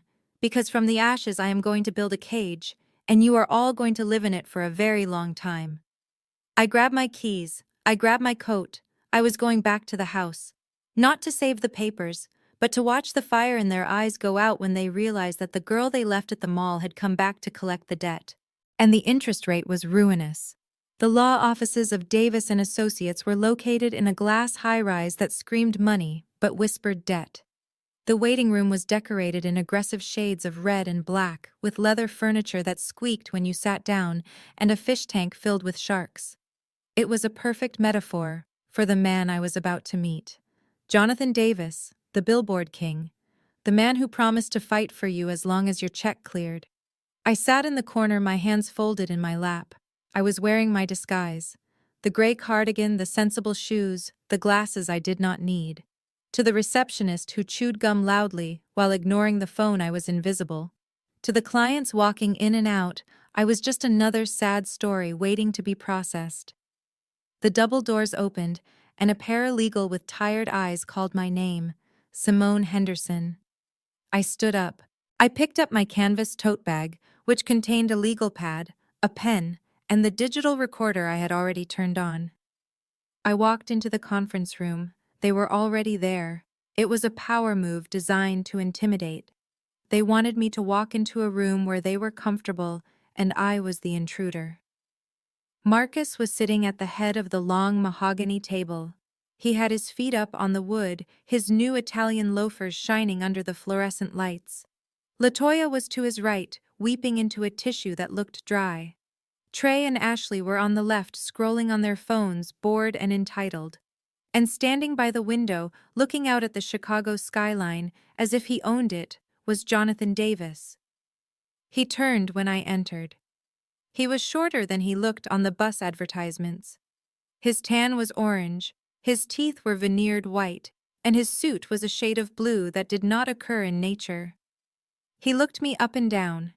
His eyes dismissed me in a fraction of a second. He saw the clothes, he saw the bag, he saw the lack of an entourage.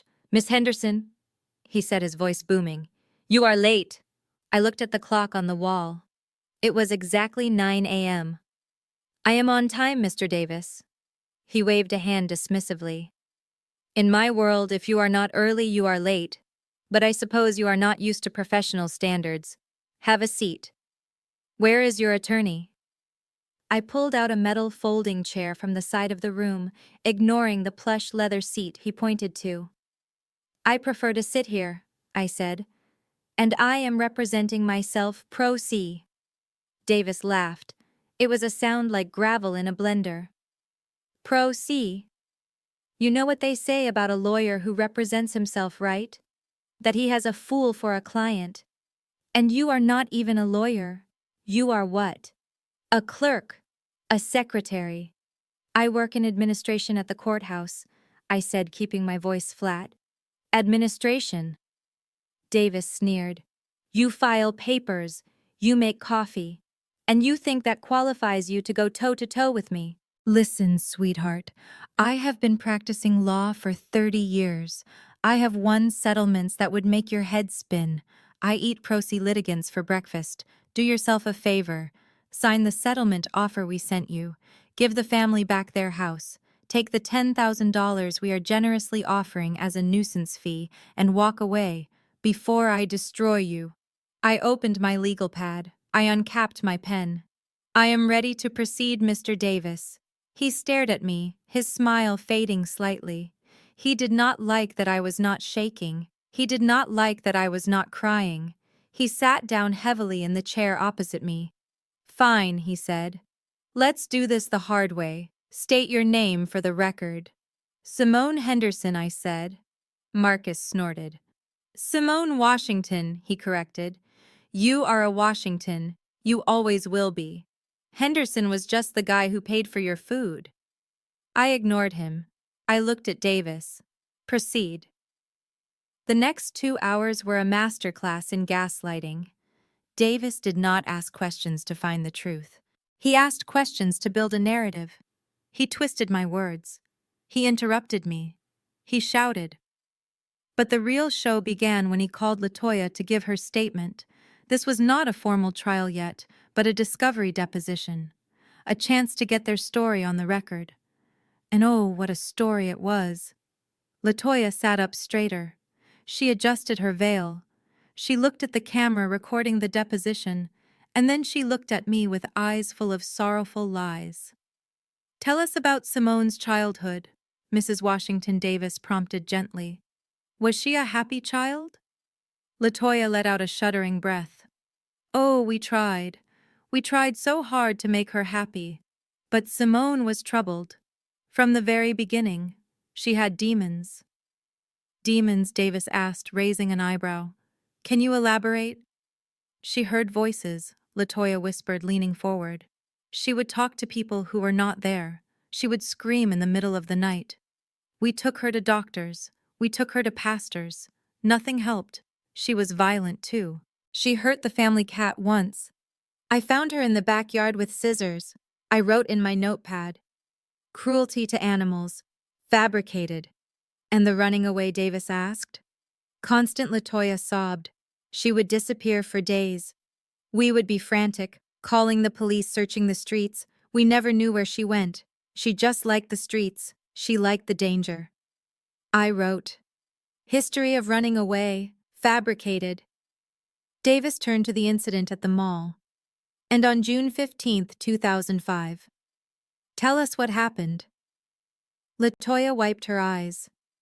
"It was the worst day of my life. We took her shopping. To treat her. To try and bond. We bought her ice cream. We turned our backs for 1 second, just 1 second, to look at a sale. And she was gone. Vanished." "And what did you do?" Davis asked, his voice thick with fake sympathy. "We screamed." Latoya cried. "We ran through the mall. We grabbed security guards. We begged them to lock the doors. We searched every store. We stayed there until midnight. Marcus was on his knees praying. We were devastated. We thought someone had taken our baby." I stopped writing. My pen hovered over the paper. "We searched until midnight." That was the line. That was the perjured statement I needed. I had the flight manifest in my pocket. I knew their plane to Cabo took off at 4 p.m. If they were at the mall until midnight, they would have missed their flight. But they didn't.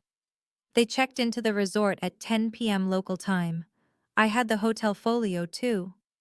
I looked up at Latoya. Her eyes were squeezed shut, tears leaking out. She was giving the performance of her life. She believed her own lie. She had told it so many times to herself, to her friends, to God, that it had become her truth. I looked at Marcus. He was nodding solemnly, his hand on her shoulder. "It was hell," he grunted. "Pure hell. We never stopped looking. Not for 20 years. That is why we are here now. To bring our girl home." Ashley let out a loud, bored sigh. She popped her gum. "Oh my God, can we wrap this up? She is clearly crazy. Look at her. She is not even defending herself. She knows it is true." She pointed at me, her acrylic nail extending like a claw. "Look at her face. That is the face of a guilty conscience. She knows she ran away. She knows she broke her mother's heart. And now she is trying to steal the old man's money to make up for being a screw-up." She leaned toward Trey, whispering loudly enough for the microphone to pick up. "She is mute, babe. Look. She has not said a word in 20 minutes. She is terrified. She knows Davis is going to crush her." I did not speak. I did not defend myself. I just wrote. I wrote down every lie, every contradiction, every single word that would send them to prison for fraud and perjury. Davis turned back to me. He slammed his hand on the table. "Well," he barked. "Do you have anything to say? Do you deny it? Do you deny that you were a troubled child who ran away and broke these good people's hearts? Do you deny that you manipulated Elijah Henderson, a lonely old man, into cutting out his rightful heirs?" I closed my legal pad. I capped my pen. I placed them neatly in my bag. "I have no questions at this time," I said calmly. Davis laughed. "No questions. Of course you don't. Because you have no defense. You are done here." He stood up, buttoning his jacket. "We are going to court on Monday morning, Simone. And I am going to ask the judge for a summary judgment. I am going to ask him to strip you of everything. The house, the money, the car. I am going to leave you with nothing but the clothes on your back. And then I am going to sue you for legal fees. You will be paying these people for the rest of your miserable life." Latoya stood up, smoothing her dress. She looked at me with a mixture of pity and triumph. "I pray for you, Simone," she said. "I pray that God softens your heart. But until then, we have to do what is right. We have to take back what belongs to the family." Marcus spat on the floor near my shoe. "You are a disgrace," he said. "Just like your daddy." They started to file out of the room. Ashley was texting, probably posting about her victory. Trey was talking about which boat he was going to buy first. Davis was packing up his briefcase, whistling a cheerful tune. I waited until they were at the door. "Mr. Davis," I said. He stopped and turned around annoyed. "What now? Do you want to sign the surrender?" "It is too late for the 10 grand. The offer is off the table." I reached into my pocket. I pulled out a small rectangular card. It was cream-colored thick cardstock with raised gold lettering. It was my official business card. The one that said, Justice Simone Henderson, Illinois Supreme Court. I walked over to the table. I placed the card face down on the polished wood. "I suggest you read this," I said, "before you walk into courtroom 4 on Monday. It might change your strategy." Davis looked at the card.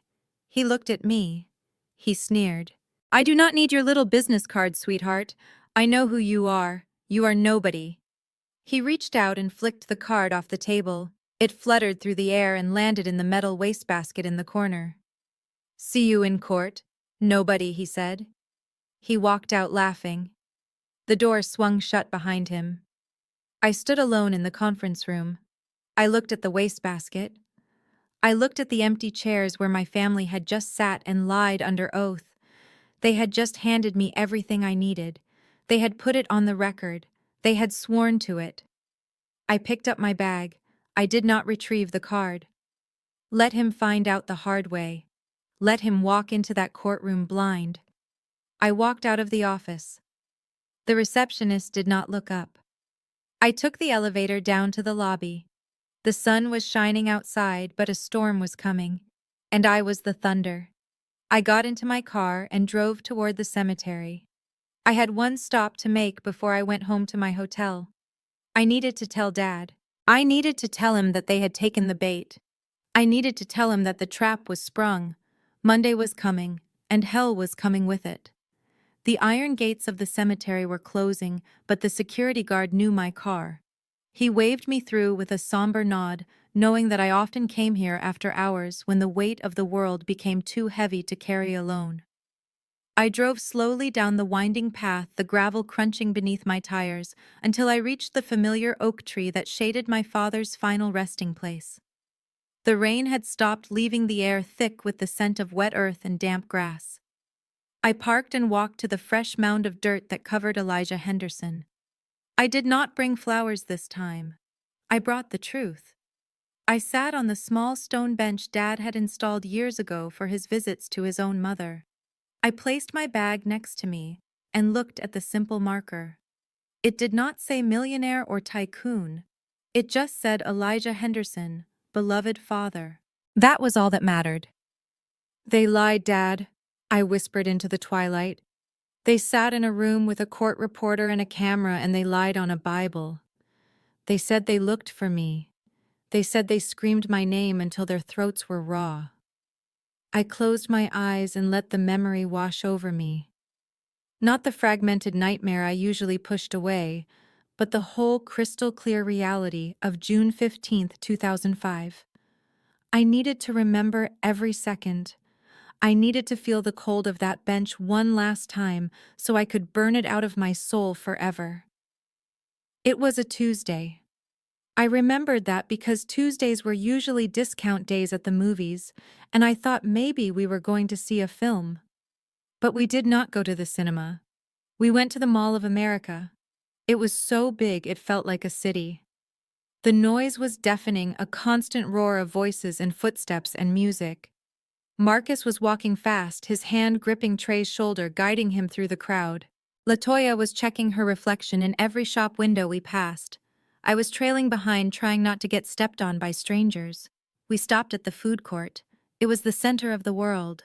The smells of pizza and Chinese food and cinnamon rolls mixed together into a thick, intoxicating cloud.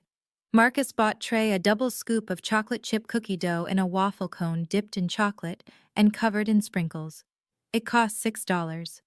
I remembered the price because I saw it on the register and thought it was a fortune. Then he bought me a single scoop of vanilla in a paper cup. No cone, no sprinkles, just a plain white ball of ice cream that was already starting to melt around the edges. "Here," Marcus said, shoving the cup into my hand. "Eat it slow, it has to last." He pointed to a bench near the carousel. It was metal painted red and it was cold against my bare legs. "Sit here," he commanded. "Do not move. Do not talk to anyone. Do not ask for money. Just sit and eat your ice cream. Your mother and I have to go handle some business. We will be back in 20 minutes. 20 minutes. I sat there and watched them walk away. They did not look back. Not once. Trey looked back, though. He licked his giant cone and gave me a little wave, a mocking gesture that said, "I am going where the fun is and you are staying with the trash." I ate my ice cream. I licked the spoon clean. I scraped the paper cup until the wax coating started to peel. I watched the carousel spin. I watched the painted horses go up and down carrying happy children who waved to their parents. I waited for my parents to come back and wave to me. 20 minutes turned into an hour. The ice cream cup was empty. My hands were sticky. I was thirsty. I wanted to get a drink from the water fountain, but I was terrified to leave the bench. Marcus had said, "Do not move. If I moved, they might come back and not see me and leave." So I stayed. 2 hours.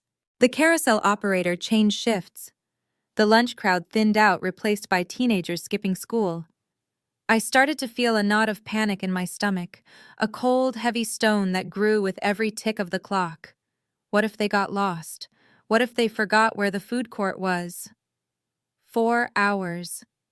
The sun moving through the skylights shifted, casting long shadows across the floor.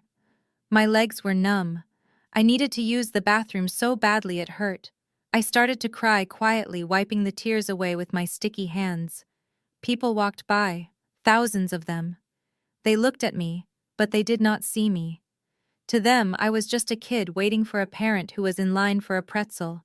They did not see the abandonment. They did not see the terror. 6 hours. The stores began to close. Metal gates rattled down over shop fronts. The music turned off. The lights in the food court dimmed bank by bank, plunging the vast space into a twilight gloom.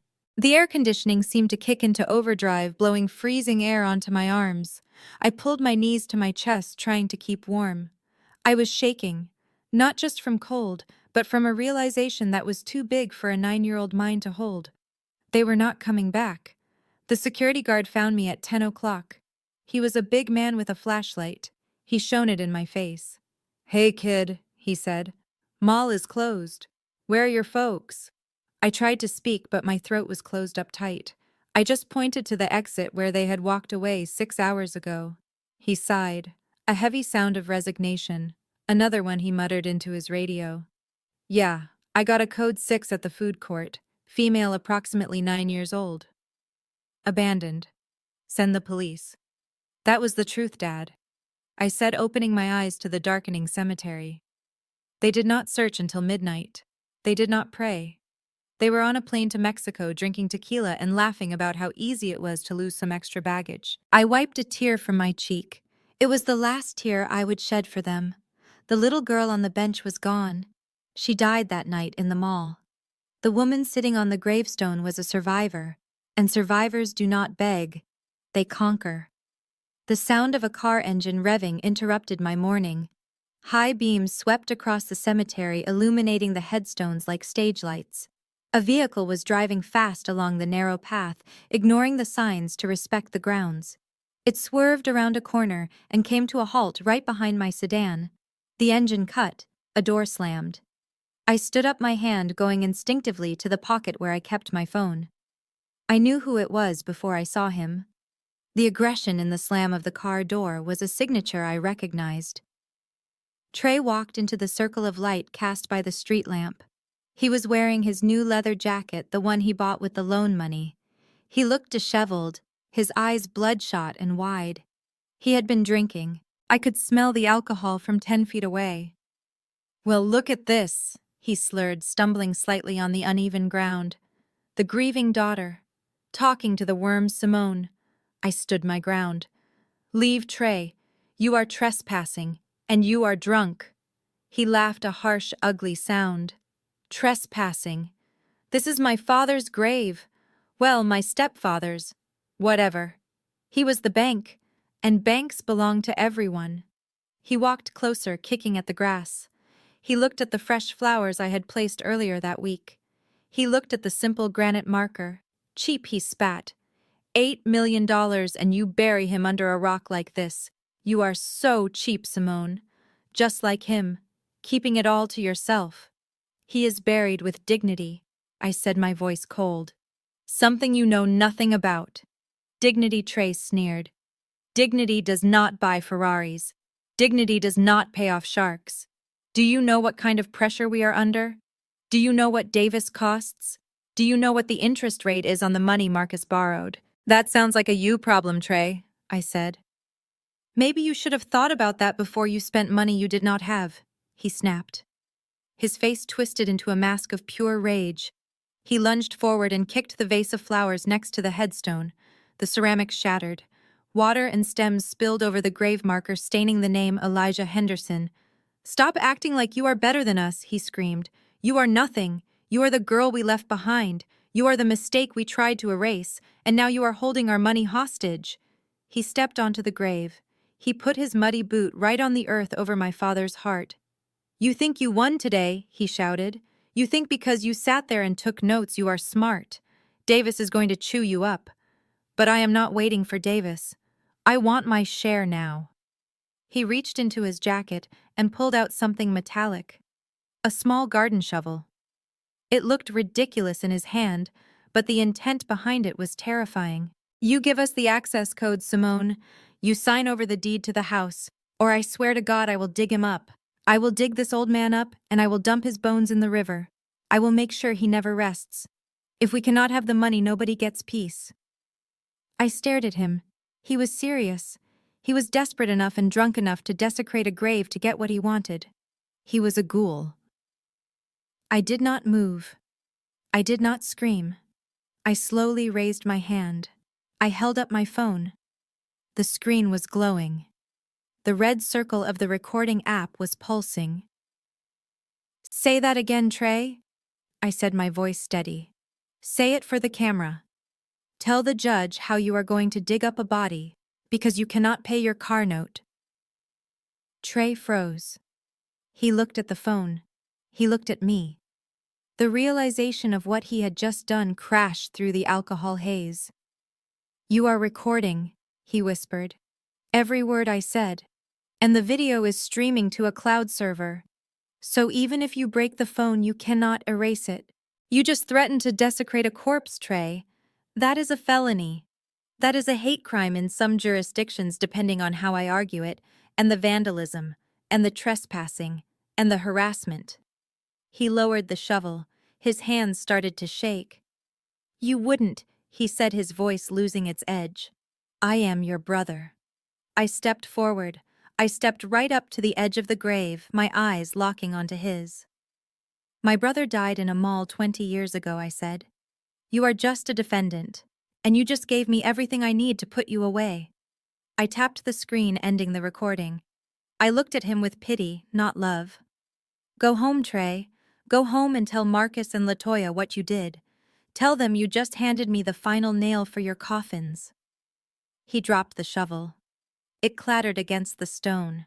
He backed away, his face pale. He looked like a frightened child. He turned and ran back to his car. He fumbled with the keys, got in, and sped away, his tires screeching on the asphalt. I stood alone in the cemetery. I picked up the shovel. I picked up the broken pieces of the vase.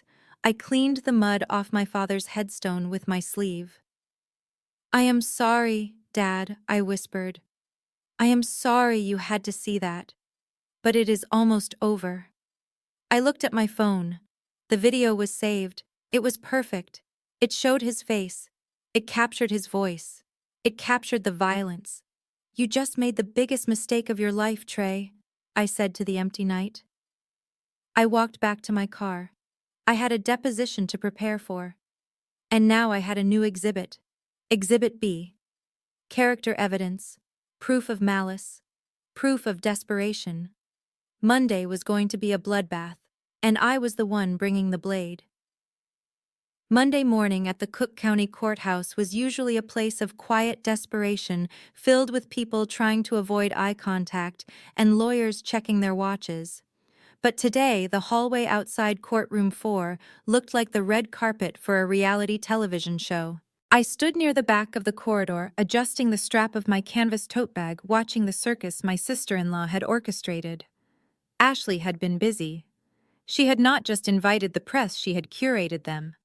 There were local news crews with their cameras on, shoulders bloggers with ring lights attached to their phones, and a handful of freelance photographers who usually chased ambulances. Ashley was holding court in the center of the mayhem. She was wearing a black dress that was tasteful enough for court, but tight enough to show she had spent the loan money on a personal trainer. She was dabbing at dry eyes with a lace handkerchief, while Trey stood behind her looking stoic and protective, his hand resting on her shoulder. "We just want justice for our family," Ashley told a reporter who was thrusting a microphone in her face. "We want to bring our lost daughter home and ensure that my father-in-law's legacy is protected from predators who took advantage of him in his final days. It is a tragedy, really. We tried to settle this privately, but she forced our hand." I leaned against the marble wall, feeling a cold smile touch my lips. Predators. She had no idea how right she was. She just had the predator and the prey mixed up. Marcus and Latoya stood a few feet away, flanked by Jonathan Davis. Davis was in his element. He was preening, smoothing his tie, checking his reflection in the glass of a notice board. He looked like a man who had already spent the commission check. He leaned in to whisper something to Marcus, and they both laughed, a short, harsh sound that echoed in the high-ceilinged hallway. They looked confident. They looked untouchable. They looked like people who believed their own lies so completely that reality had ceased to matter. I checked my watch. 8:55. It was time. I pushed off the wall and walked toward the courtroom doors. I kept my head down, my posture slumped. I was the defendant, Simone Henderson, the court clerk, the nobody. I felt the gaze of the cameras slide over me dismissively. To them, I was just the villain in Ashley's carefully crafted soap opera. I walked past my biological family. Latoya saw me and let out a dramatic gasp, clutching her chest for the cameras. "There she is," she cried, pointing a shaking finger. "There is the girl who broke her mother's heart." The cameras swiveled toward me, flashes popping. Davis stepped in front of me, blocking my path to the door. He loomed over me, smelling of mints and expensive cologne. "Last chance, Simone," he said, his voice low enough that the microphones would not pick it up, but loud enough for his clients to hear. "Walk away now. Sign the papers. You do not want to go in there. It is going to be a bloodbath." I looked up at him through my glasses. "You are right, Mr. Davis," I said softly. "It is going to be a bloodbath." I stepped around him and pushed through the heavy oak doors. The courtroom was packed. Ashley had done her job well. Every bench in the gallery was full. There were curious onlookers, friends of the family they had dragged along for support, and the press corps who had fought for the limited seating. I walked to the defendant's table on the left side of the room. It was empty. Just a bare wooden table and a single chair. I sat down. I placed my tote bag on the floor.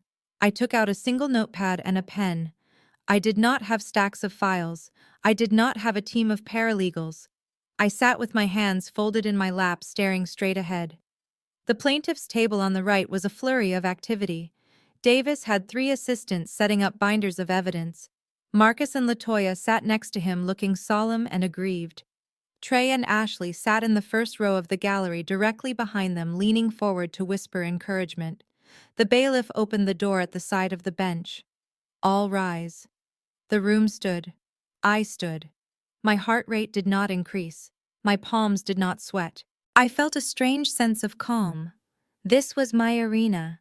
These were my rules. The door to the judge's chambers opened, and the Honorable Justice Williams walked in. He was a man I had known for 7 years. He was tough fare and had zero tolerance for theatrics. He adjusted his robes and sat down behind the high bench. He looked out over the packed courtroom, his eyes narrowing slightly behind his reading glasses. He did not like circuses. "Be seated." We sat. Davis jumped up immediately, buttoning his jacket, ready to launch into his opening statement. "Your Honor." Davis began, his voice booming, projecting to the back row. "We are here today to right a terrible wrong. We are here to talk about the sacred bond of family, about the biological imperative of parents to protect their children and their legacy." He paced back and forth, gesturing wildly. "My clients, Marcus and LaToya Washington, are victims, Your Honor. Victims of a cruel twist of fate. 20 years ago, they lost their beloved daughter in a tragic incident. They searched, they prayed, they agonized, and when they finally found her expecting a joyous reunion, they found instead that she had been turned against them. I watched Davis perform. It was a good speech if you liked fiction. He painted Elijah Henderson as a lonely, confused old man who had been manipulated by a cunning, opportunistic young woman. He painted Marcus and LaToya as saints who only wanted to reconnect with their lost lamb. He used words like undue influence and fraudulent adoption. He talked for 20 minutes. He did not present a single fact. He presented emotion. He presented a story. And the gallery ate it up. I could hear sniffling from the back of the room. Ashley was nodding vigorously, dabbing at her eyes. When Davis finally sat down, looking triumphant, Judge Williams turned his gaze to the plaintiff's table. "Call your first witness, counselor. I call LaToya Washington." LaToya walked to the stand like she was walking to the gallows. She was trembling. She clutched a tissue in her hand. She swore to tell the truth, the whole truth, and nothing but the truth. Davis guided her through her testimony gently. She told the story of the mall again. She added new details this time. She said she had bought me a special dress that day. She said she had sung me a lullaby before we left the house. Lies layered upon lies.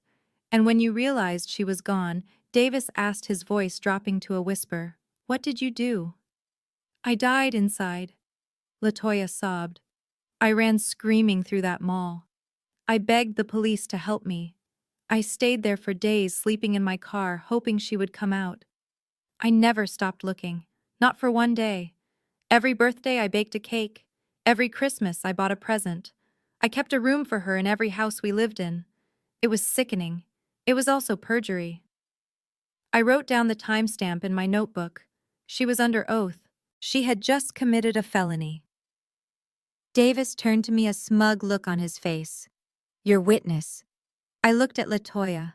She was staring at me with those tear-filled eyes, begging me silently to play along, to just let them have the money so we could all go home. I shook my head. "No questions, Your Honor." A ripple of surprise went through the courtroom. Davis laughed out loud, a short bark of disbelief. Ashley whispered loudly to Trey. "See, told you." She gave up. Next, Davis called Marcus. Marcus was less emotional but more aggressive. He talked about his rights as a father. He talked about the paper he had found, the unsigned surrender of custody. "That man Henderson," Marcus said, pointing a finger at the empty chair where my father should have been, "stole my daughter. He took advantage of a clerical error. He knew I never signed those papers. He knew I was coming back for her. And he poisoned her mind against me. He told her I didn't want her. But I did. I always did. And the estate," Davis asked. Marcus sighed, trying to look magnanimous.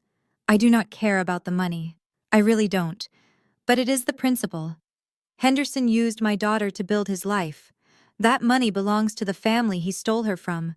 It belongs to her real blood. We just want to manage it for her, to make sure she is taken care of properly." Again, Davis turned to me. "Your witness." Again, I shook my head. No questions. The gallery was buzzing now. They thought I was incompetent. They thought I was overwhelmed. Davis looked like he was about to order champagne. He rested his case before lunch. He looked at the judge with a confident smile. "Your Honor, the plaintiff rests. We believe the testimony speaks for itself. This is a clear case of custodial interference and elder abuse. We ask for an immediate summary judgment in favor of the plaintiffs." Judge Williams did not smile back. He looked down at his docket. He adjusted his glasses. He looked at the empty defense table. And then he looked at me. He paused. His hand froze over his papers. He squinted slightly as if he could not quite believe what he was seeing. He leaned forward, peering over the bench. The silence stretched out. It became uncomfortable. Davis's smile faltered. Ashley stopped whispering. Marcus shifted in his seat. Judge Williams looked from me to the name on the docket. Simone Henderson. And then he looked back at me. Recognition dawned in his eyes. It was followed immediately by confusion, and then by a flash of something that looked like professional concern. He cleared his throat. Ms. Henderson, the judge said, his voice different now. More formal, but also more deferential. You are the defendant in this matter. Yes, Your Honor, I said, remaining seated. Judge Williams frowned. He looked at Davis, then back at me. He seemed to be trying to put the pieces together. He knew me. He knew me as Justice Henderson, the woman who sat on the bench in the appellate court upstairs. The woman who had overturned 2 of his own decisions in the last year, with brilliant legal opinions. He was seeing his colleague sitting in the defendant's chair wearing a cheap cardigan being sued by a billboard lawyer. He was confused because he knew I did not need a lawyer. He knew I was the law. But he also knew the procedure. He could not testify for me. He had to let the process play out. But the look on his face said everything. It said, "What on earth is going on here?" The family missed it. They missed the recognition. They just saw a judge hesitating. They thought he was disgusted by me. Ashley leaned forward and whispered to Trey, "Look at the judge. He hates her. We got this in the bag." Judge Williams took a sip of water. He composed himself. He was a professional. "Ms. Henderson," he said, his voice steady. "The plaintiff has rested. Do you have a defense to present? Do you have counsel present?" I stood up. I took my time. I smoothed the front of my cardigan. I picked up my notepad. I did not look at my family. I looked directly at Judge Williams. I walked out from behind the defendant's table. I walked to the center of the aisle. I stood where the lawyers stood. I stood with my feet apart, grounded, confident. I looked at Davis. He was checking his watch, looking bored. He did not know that the shark was about to become the chum. I turned back to the bench. "No, Your Honor," I said, my voice projecting clearly to the back of the room without a microphone. "I do not have counsel present." I paused. I let the words hang there. I saw Ashley smile. I saw Marcus relax. I unbuttoned my cardigan. I slipped it off my shoulders and let it fall onto the chair. Underneath, I was wearing a simple white blouse, but it was the way I stood that changed. I was no longer the daughter. I was the justice. "I do not need counsel, Your Honor." I continued, my eyes locking with Judge Williams. "Because I am representing myself, and I would like to call my first witness." Judge Williams nodded slowly, a small, knowing smile touching the corners of his mouth. "Proceed," he said. I turned to the gallery. I looked at the reporters. I looked at the cameras. And then I looked at my family. "I call Ashley Washington to the stand," I said. Ashley blinked. "Me," she squeaked. "Yes, you," I said.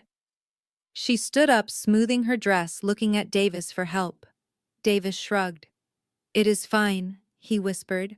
"Just tell the truth. She does not know what she is doing." Ashley walked to the stand. She sat down. She looked at me with disdain. I walked up to the witness box. I placed my hands on the railing. I leaned in close. "Good morning, Mrs. Washington," I said. "You testified to the press earlier that you broke into my home to clean it. Is that correct?" Ashley scoffed. "We did not break in. We used a key." "A key," I repeated. "And where did you get that key?" "We found it," Ashley said. "Under the mat." "Liar. There was no key under the mat. Dad never left a key under the mat." I walked back to my table. I picked up a remote control. I pointed it at the large television screen mounted on the wall of the courtroom. "Exhibit A," I said. The screen flickered to life. It was a video. High definition. It showed the front porch of my bungalow. It showed Marcus holding a crowbar. It showed Ashley cheering him on. It showed the wood splintering as they forced the door open. The audio was crisp. "Break it down." Marcus Ashley's voice rang out from the speakers. "Who cares? It is our house now anyway." The courtroom gasped. Ashley's face went white. Davis dropped his pen. I paused the video. I looked at Ashley. Her arrogance was gone, replaced by pure, unadulterated fear. I have 7 days of footage, Ashley, I said. 7 days of everything you did in that house, everything you said, everything you broke. I looked at Davis. You might want to sit down, counselor, I said. We are going to be here a while, and I haven't even gotten to the part about the fire yet.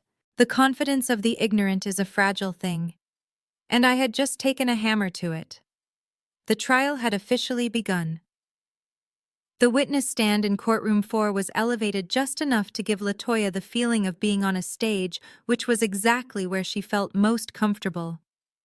She dabbed at her dry eyes with a crumpled tissue, playing the role of the grieving mother to perfection. The gallery was eating it up. I could hear the soft murmurs of sympathy ripple through the room every time she sniffled. To them, she was a victim of a rebellious child and a manipulative old man. To me, she was the woman who had traded her 9-year-old daughter for a week in Cabo San Lucas. I stood up from the defendant's table. I smoothed the front of my white blouse. I did not approach the stand immediately. I let the silence stretch out. I let the anticipation build. Jonathan Davis, the billboard lawyer, leaned back in his chair with a smug grin crossing his arms over his chest. He thought this was the part where I fell apart. He thought I was going to scream or cry or beg. He had no idea that I had spent the last 7 years of my life destroying men much smarter and much richer than him in rooms exactly like this one. Mrs. Washington, I began, my voice projecting clear and steady to the back of the room. You stated earlier that on the night of June 15, 2005, you searched the Mall of America until midnight. Is that correct? LaToya looked at Davis for reassurance, then turned her teary gaze to me. Yes, Simone. We looked everywhere. We were screaming your name. I thought my heart would stop beating, and you stated that you contacted the authorities immediately. Of course, LaToya sobbed. We found a security guard. We went to the police station. We filed a report. We did everything a parent could do. I walked closer to the stand. I did not look at my notes. I did not need them. I had memorized every inconsistency, every lie, every minute of that day. That is interesting, I said, because according to the Bloomington Police Department records from that night, there was indeed a report filed regarding a lost child. But it was not filed by you. It was filed by mall security at 10:15 p.m., and it lists the reporting party as Elijah Henderson. LaToya froze. Her eyes darted back and forth. Well, there must be a mistake, she stammered. The paperwork must have been lost. It was 20 years ago. You know how the police are. They do not care about people like us. I ignored her attempt to garner racial sympathy. I pressed on. So you claim you were at the mall until midnight searching for me? Yes, LaToya insisted, her voice rising in pitch. Until they turned the lights off. Until they kicked us out. I walked back to my table and picked up a single piece of paper. It was not the video evidence yet. It was something simpler. Something administrative. Washington. Are you aware that the flight time from Minneapolis to Cabo San Lucas is approximately 4 hours and 30 minutes? Davis stood up abruptly. Objection, Your Honor. Relevance. What does a flight to Mexico have to do with my client's trauma? Judge Williams leaned forward, his chin resting on his hand. He looked intrigued. I will allow it. The defendant is establishing a timeline. Proceed. I turned back to LaToya. I held up the paper. This is a flight manifest from Delta Airlines dated June 15, 2005. It lists a Marcus Washington and a LaToya Washington in seats 4A and 4B. The flight departed Minneapolis at 4:10 p.m. The courtroom went deadly silent. Even the reporters in the back stopped typing. LaToya's mouth opened and closed like a fish. That is, she stuttered, that is a coincidence. There are lots of Washingtons. I picked up another paper. And this is the hotel folio from the Riu Palace in Cabo. It shows check-in at 10 p.m. local time on the same day. The credit card on file matches the social security number of your husband, Marcus Washington. The signature on the receipt matches the one on his driver's license. I stepped closer to the stand, my voice dropping to a dangerous whisper. So, Mrs. Washington, I am confused. If you were on a plane over the Gulf of Mexico at 6 p.m., how were you also at the Mall of America searching for your daughter? Unless you have the ability to be in two places at once, you are lying to this court, and you are doing it under oath. LaToya looked at Marcus. Marcus looked like he wanted to vomit. He was gripping the edge of the table so hard his knuckles were white. He knew. He knew I had them. I do not remember, LaToya whispered. It was a long time ago. Maybe the dates are wrong. Maybe we went a different day. I was distraught. I was out of my mind with grief. Grief, I repeated. You charged $200 worth of room service champagne that night. Is that how you grieve? Objection, Davis roared, jumping to his feet. His face was red. He realized his client was drowning and he was trying to throw her a lifeline. The defendant is badgering the witness. She is engaging in speculation. And quite frankly, Your Honor, she is incompetent. She is not a lawyer. She does not understand the rules of evidence. She is waving around pieces of paper that have not been authenticated. This is a circus. He turned to look at me, his lip curling in a sneer. Look, little girl, he said loudly, playing to the gallery. I know you watched a few episodes of Law and Order, but real court does not work like this. You cannot just ambush a grieving mother with Travelocity printouts. You need a law degree to play this game. You are out of your depth. Sit down before you hurt yourself. Ashley let out a loud laugh from the gallery. Yeah, sit down, loser, she yelled. You look stupid. Judge Williams banged his gavel. Order, he commanded. One more outburst from the gallery, and I will clear the courtroom. Davis straightened his tie, looking smug. Your Honor, I move to strike this entire line of questioning. The defendant is clearly confused and is wasting the court's time. She has no credentials. She has no standing. She is just a bitter clerk who stole some files. I stood there in the middle of the aisle. I looked at Davis. I looked at his expensive suit, his shiny shoes, his arrogance. He thought I was nothing. He thought I was prey. I was about to respond. I was about to tell him exactly where I went to law school. I was about to recite the statute for perjury by heart. But I did not have to. The heavy double doors at the back of the courtroom swung open with a loud boom. It sounded like a cannon shot. Every head in the room turned. A group of 4 men walked in. They were wearing dark suits. They had earpieces. They moved with the synchronized precision of a security detail. They flanked the door, holding it open. And then a man walked through. He was an older man with white hair and a face that was known in every law school in the country. He was wearing a long black trench coat over a suit. He carried a leather briefcase that looked older than I was.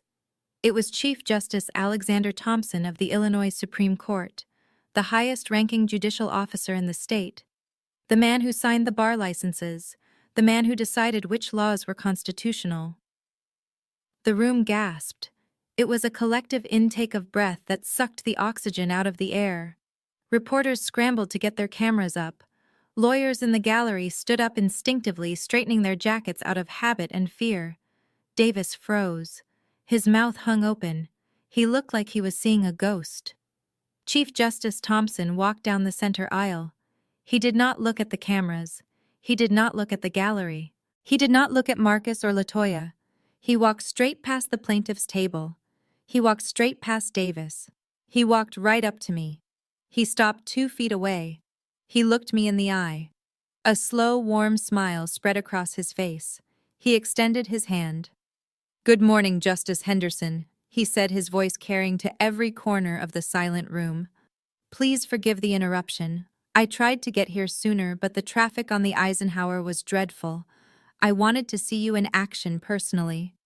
I took his hand. It was warm and firm. Good morning, Chief Justice, I said. Thank you for coming. The sound of the explosion was not physical, but it was just as violent. Ashley stood up in the gallery. She pointed a shaking finger at me. Her face was contorted in a mask of pure confusion and horror. What she screamed, her voice cracked. What did he call her? Justice. She is a clerk. She is a nobody. She cleans the floors. Marcus slumped in his chair. All the color drained from his face, leaving him a sickly gray. He looked at me, and for the first time he saw it. He saw the posture. He saw the command. He saw the truth he had been too blind to see before. Justice, he whispered. Oh God, she is a judge. LaToya looked from me to the Chief Justice to Davis. She was trying to process the information, trying to fit this new reality into her delusional world. But you work at the courthouse, she stammered. You said you work in administration. I do, I said, turning to face her. The judicial branch is part of the administration of Justice Mother. And I am the youngest justice ever appointed to the state Supreme Court. I turned slowly to face Jonathan Davis. The billboard lawyer was trembling. His hands were shaking so hard he dropped his pen. It clattered loudly on the floor. He stared at me with the eyes of a man who just realized he had been juggling hand grenades. He knew who Justice Henderson was. He had cited my opinions in his briefs. He had argued cases in my court. He had just never put the face to the name because in his mind, Justice Henderson could not possibly be the black woman in the cardigan he had just insulted. He had assumed I was white, or older, or just not me. Justice Henderson. Davis choked out. His voice was a squeak. I had no idea. I thought, I assumed. You assumed I was uneducated, I said, stepping closer to him. You assumed I was weak. You told your clients I was a slam dunk. You mocked me for appearing pro se. I leaned in close so only he could hear me, but the microphone on the witness stand picked it up anyway. Do you know why I am representing myself, Mr. Davis? He shook his head, unable to speak. Because I do not need to pay someone to tell me the law, I said. I am the law. I turned back to the bench. Judge Williams was smiling. He had known. He had watched the whole thing play out, knowing exactly when the hammer would drop. Your Honor, I said, my voice ringing with authority. I believe opposing counsel raised an objection about my competence. I would like to address that now. Judge Williams chuckled. Overruled, Justice Henderson. Please proceed. I turned back to the gallery. I looked at Ashley, who was now clinging to Trey, both of them looking like deer in headlights.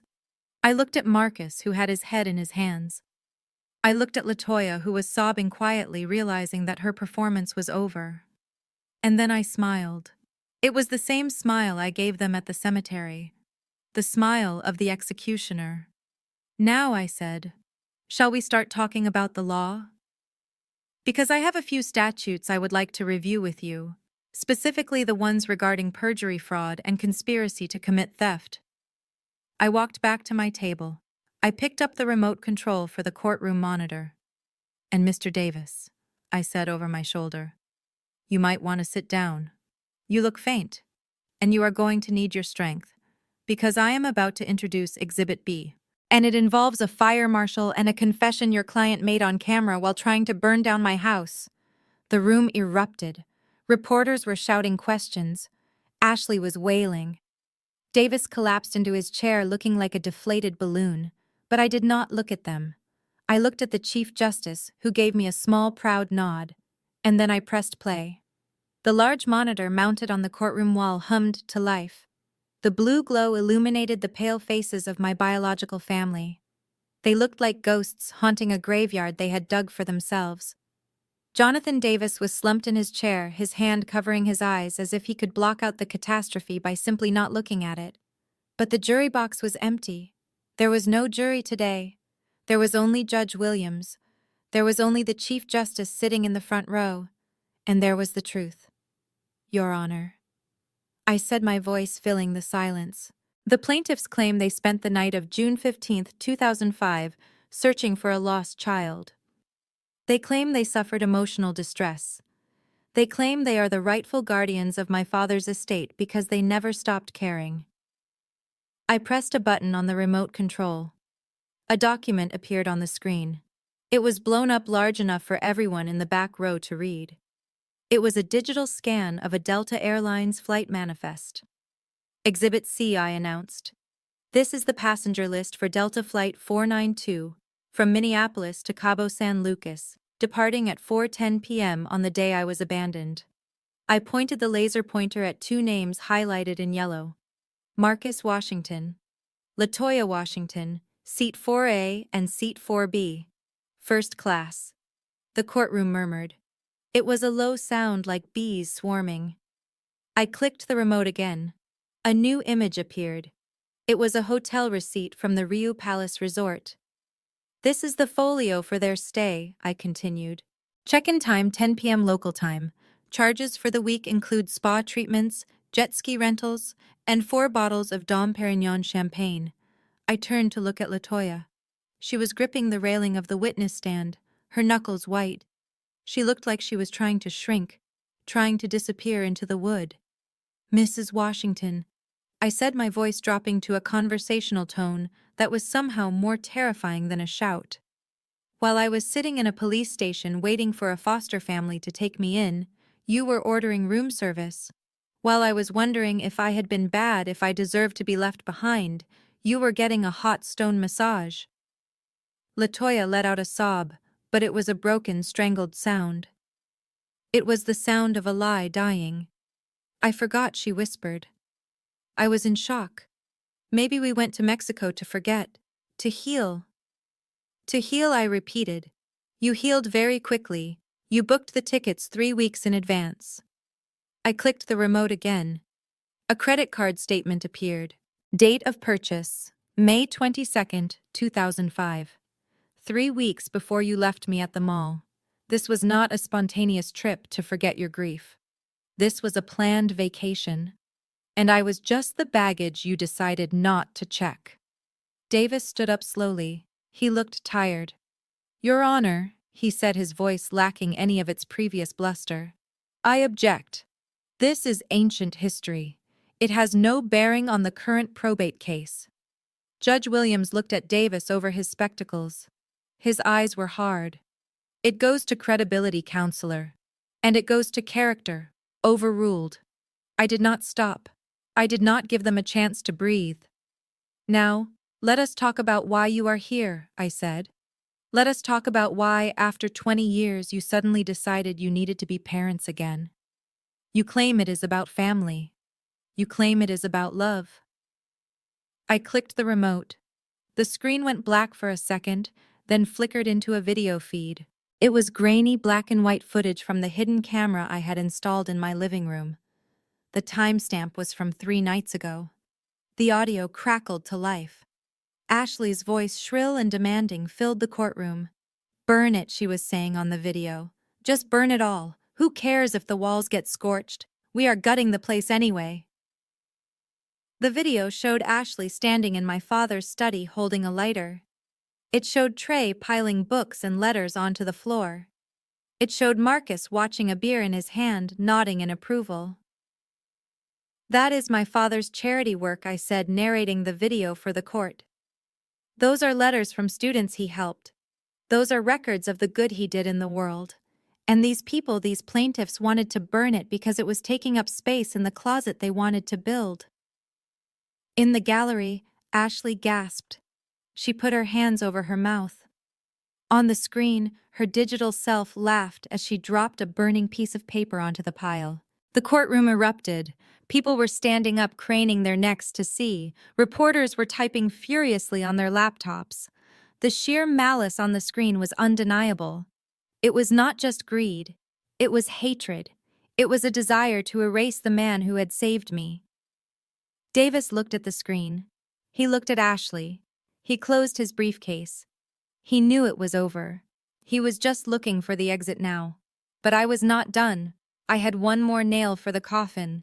You might be wondering why they were so desperate, I said, turning back to the gallery. Why they needed the money so badly that they would commit fraud, perjury, and arson. Why they would break into a house and try to sell it before the body was even cold. I clicked the remote one last time. A spreadsheet appeared. It was dense, filled with numbers and dates. It was a forensic accounting of Marcus Washington's finances. Exhibit E, I said. These are the loan records from a shell company registered in the Cayman Islands. But we know them better as the loan sharks who operate out of the back of a pool hall on the west side. I pointed to the bottom line. Total principal and interest outstanding, $400,000. Payment due in full by next Friday. I looked at Marcus. He was shaking. He was sweating so much his expensive suit was stained dark. He was not looking at me. He was looking at the door as if he expected the loan sharks to walk in at any moment. This is not about family, I said, my voice ringing with finality. This is a robbery. They owe money to dangerous people, and they thought they could use my father's legacy to pay for their mistakes. They did not come for me. They came for a payday. I turned off the screen. The sudden darkness on the monitor seemed to make the room brighter. I looked at Judge Williams. The defense rests, Your Honor, I said. For a moment there was silence. Absolute heavy silence. And then a sound broke it. A low, guttural growl. It came from the gallery. Ashley stood up. Her face was twisted into a mask of pure animal rage. Her makeup was running. Her hair was disheveled. She looked like a cornered rat. You bitch, she screamed. Her voice was unrecognizable. You ruined everything. We were supposed to be rich. We were supposed to have it all. She lunged. She scrambled over the railing separating the gallery from the well of the court. She moved faster than anyone expected. She was not thinking. She was just reacting. She wanted to hurt the person who had taken away her dream. She rushed toward me, her hands' claws reaching for my face. I did not move. I did not flinch. I stood my ground. I was a justice of the Supreme Court. I would not run from a criminal in my own house. Security, someone shouted. But the bailiffs were already moving. 2 federal marshals who had come in with the Chief Justice intercepted her. One of them tackled her around the waist. The other grabbed her arms. They took her down hard. She hit the floor with a sickening thud right in front of the defense table. She screamed, thrashing and kicking her heels, scraping against the wood. Get off me, she shrieked. It is mine. That house is mine. I picked out the curtains. You cannot take it. You are under arrest, the marshal said, his knee in her back. Stop resisting. He pulled her arms behind her. The click of the handcuffs was the loudest sound in the room. It was the sound of consequences. Ashley lay on the floor, her cheek pressed against the carpet, sobbing hysterically. My life is over, she wailed. My life is over. Marcus stood up slowly. He looked at his daughter-in-law on the floor. He looked at me. There was no fight left in him, just a dull resignation. Judge Williams banged his gavel. It was a singular sharp crack that brought order to the chaos. Bailiffs removed the defendant from the courtroom, he ordered. Take her to the holding cell. The marshals hauled Ashley to her feet. She was limp now, all the fight drained out of her. They dragged her through the side door. Her wails echoed in the hallway until the door clicked shut. Judge Williams looked down at the remaining plaintiffs. He looked at Davis, who was staring at his desk as if he wished he could dissolve into the molecules of the wood. Mr. Davis, the judge, said, his voice cold as liquid nitrogen. I assume you have no rebuttal. Davis stood up. He did not look at the judge. He did not look at his clients. No, Your Honor, he whispered. No rebuttal. Judge Williams nodded. He shuffled his papers. He adjusted his glasses. He looked at me. There was a flicker of a smile in his eyes, a moment of shared professional respect. Justice Henderson, he said, please approach the bench. I walked forward. Davis stayed where he was. The court finds the plaintiff's case to be entirely without merit, Judge Williams said, his voice projecting to the room. The evidence presented by the defense is overwhelming and, quite frankly, disturbing. He looked at Marcus and Latoya. Not only is this lawsuit dismissed with prejudice, meaning it can never be filed again, but I am taking further action. He picked up a pen and signed an order. Based on the testimony and evidence provided today, specifically the admission of abandonment, the flight records proving premeditation, and the video evidence of attempted arson and property destruction, I am issuing a bench warrant for the arrest of Marcus Washington and Latoya Washington. Latoya gasped. "Arrest," she cried. "But we are the parents. You cannot arrest parents." I am also referring this matter to the District Attorney's Office for immediate prosecution on charges of perjury, fraud, conspiracy to commit theft, and filing false legal documents. Judge Williams continued, ignoring her. He looked at the bailiff standing by the wall. "Officers, please take Mr. and Mrs. Washington into custody." Marcus tried to run. It was a pathetic attempt. He took 2 steps toward the aisle before a bailiff blocked his path. He slumped his shoulders and held out his hands. Latoya grabbed the table. "No," she screamed. "No, I have a condition. I have anxiety. I cannot go to jail. Simone, tell them I am your mother." I turned to face her. I looked at the woman who had given birth to me. I looked at the woman who had chosen a vacation over my life. "You are not my mother," I said calmly. "My mother died a long time ago, waiting for you to come back. You are just a defendant, Mrs. Washington, and you have the right to remain silent. I suggest you use it." The bailiffs handcuffed them. They led them away through the same door Ashley had gone through. The door to the cells. The door to their new life. Trey was still sitting in the gallery. He was frozen. He had watched his wife, his father, and his mother get arrested in the span of 5 minutes. He looked at me, his eyes wide with terror. "And you?" Mr. Washington, Judge Williams said, looking at Trey. Trey jumped. "Me?" he squeaked. "I didn't do anything. I was just watching. You were an accessory to the breaking and entering," the judge said.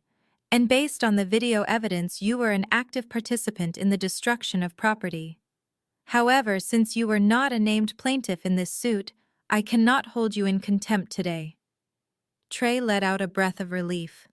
But Judge Williams added, "I am issuing a restraining order effective immediately.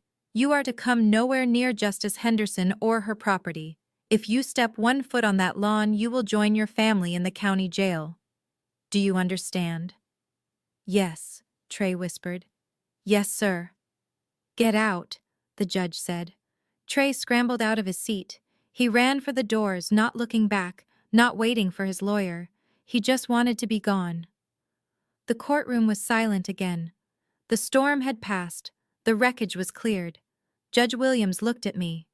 "Justice Henderson," he said, "I believe that concludes our business for the day. I am sorry for your loss. Your father sounded like a good man." "He was, Your Honor," I said. "The best." I picked up my tote bag. I picked up my remote control. I walked down the aisle. The reporters parted for me like the Red Sea. They did not shout questions. They did not shove microphones in my face. They just watched. They knew they had just witnessed something they would never see again. I walked out of the courtroom. The Chief Justice was waiting for me in the hall. He smiled and patted me on the shoulder. "Well done, Simone," he said. "Lunch." I smiled back. "I think I will take a rain check, Chief. I have a house to clean, and I have some records to buy." He nodded, understanding. I walked to the elevator. I pressed the button for the lobby. I was tired. My bones ached. But my heart was light. The debt was paid. The ghosts were gone. And for the first time in 23 years, I was truly, absolutely free. The sound of handcuffs ratcheting shut is distinct. It is a mechanical, cold sound like a heavy door locking for the last time.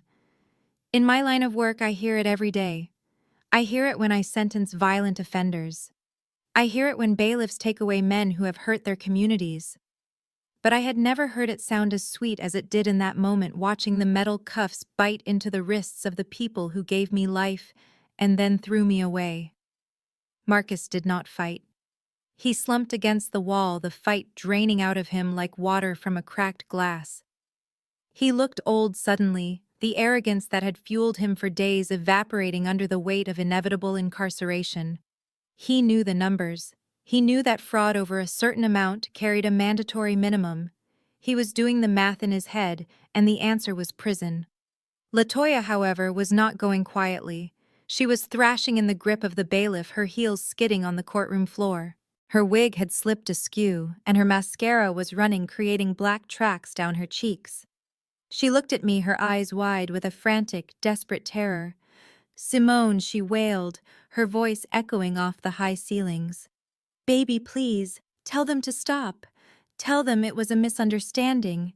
I am your mother. I carried you. You cannot let them take me. I am too delicate for jail. I have claustrophobia." I watched her. I watched the woman who had packed a suitcase for Cabo while I packed a backpack for a day trip. I watched the woman who had sipped champagne while I slept on a cot in a police station. I felt nothing. The anger was gone. The hurt was gone. There was only a vast, quiet emptiness where my need for her approval used to be. The bailiffs began to drag them toward the side door, the same door Ashley had disappeared through. It was the door to the holding cells, the door to the tunnels that led to the county jail. "Wait," I said. The bailiffs paused. They looked at me, respecting the authority of my office. I walked over to them. My heels clicked on the floor, a steady rhythmic beat. I stopped inches from Latoya. She stopped struggling, hope flaring in her eyes. She thought I was going to save her. She thought I was going to crack. "Simone," she whispered, reaching out a hand as far as the cuffs would allow. "Thank God. I knew you loved me." I leaned in close. I wanted her to hear this. I wanted it to be the last thing she heard before the cell door slammed. I invaded her personal space just as they had invaded my home. "You are right," I said, my voice soft and intimate. "You are my mother. And mothers teach their daughters lessons." I paused, letting her look into my eyes, letting her see the reflection of her own cruelty. "You taught me that vacations are important," I whispered. "You taught me that sometimes you need to get away from your responsibilities to find peace. You left me at a mall when I was 9 years old, so you could go to the beach. You abandoned me to enjoy a luxury vacation." Latoya flinched as if I had struck her. Her lip trembled. "Well, mother," I continued, "now it is my turn. I am tired. I have been fighting for a long time. So I am sending you on a vacation. A long one. I am sending you to prison so I can finally get some rest." The hope in her eyes died. It was extinguished like a candle in a hurricane. She let out a low, keen sound of pure despair. "Take them away," I said to the bailiff, stepping back. They dragged her screaming through the door. Marcus followed, his head hung low. The heavy door clicked shut behind them, sealing them away. The silence that rushed back into the courtroom was heavy and profound. It was the silence of a debt finally paid in full. I turned back to the bench. Judge Williams was watching me. He did not say anything. He just nodded. It was a nod of respect, a nod of closure. I gathered my things. I picked up my tote bag. I walked out of the courtroom. The reporters were still there, but they were quiet now. They took photos, but they did not shout. They sensed that the show was over and that justice had been served cold. I drove back to the bungalow. The rain had started again, a gentle cleansing shower that washed the dust from the streets. I parked in the driveway. The black SUVs were gone, towed away by the city while we were in court. The lawn was a muddy mess, but it was my mess. I walked inside. The house was quiet. The smell of grease and perfume still lingered, a faint ghost of the invasion, but the air felt lighter. I walked through the rooms. I looked at the holes in the walls where Marcus had searched for treasure. I looked at the spot on the floor where Ashley had broken the vase. I looked at the empty shelves where they had piled the charity records to burn. It was a wreck. It was violated. But it was still standing, just like me. I went to the closet. I pulled out a box of heavy-duty trash bags. I started in the living room. I threw away the pillows they had sat on. I threw away the rug they had tracked mud onto. I threw away the half-empty bottles of liquor they had left on the counter. I cleaned for hours. I scrubbed the floors until my knuckles were raw. I wiped down the walls. I opened all the windows, letting the cool rain-scented air blow through the house, chasing away the stench of their greed. When I was done, the house was empty but clean. It felt hollow. It felt like a shell. I realized then that I could not live here anymore. This place was Dad. It was his smell, his memories, his life. But now it was tainted. The memory of Marcus eating ice cream on the porch would always be superimposed over the memory of Dad drinking tea. The memory of Ashley screaming would always echo in the hallway. I needed to let it go. I needed to let him go.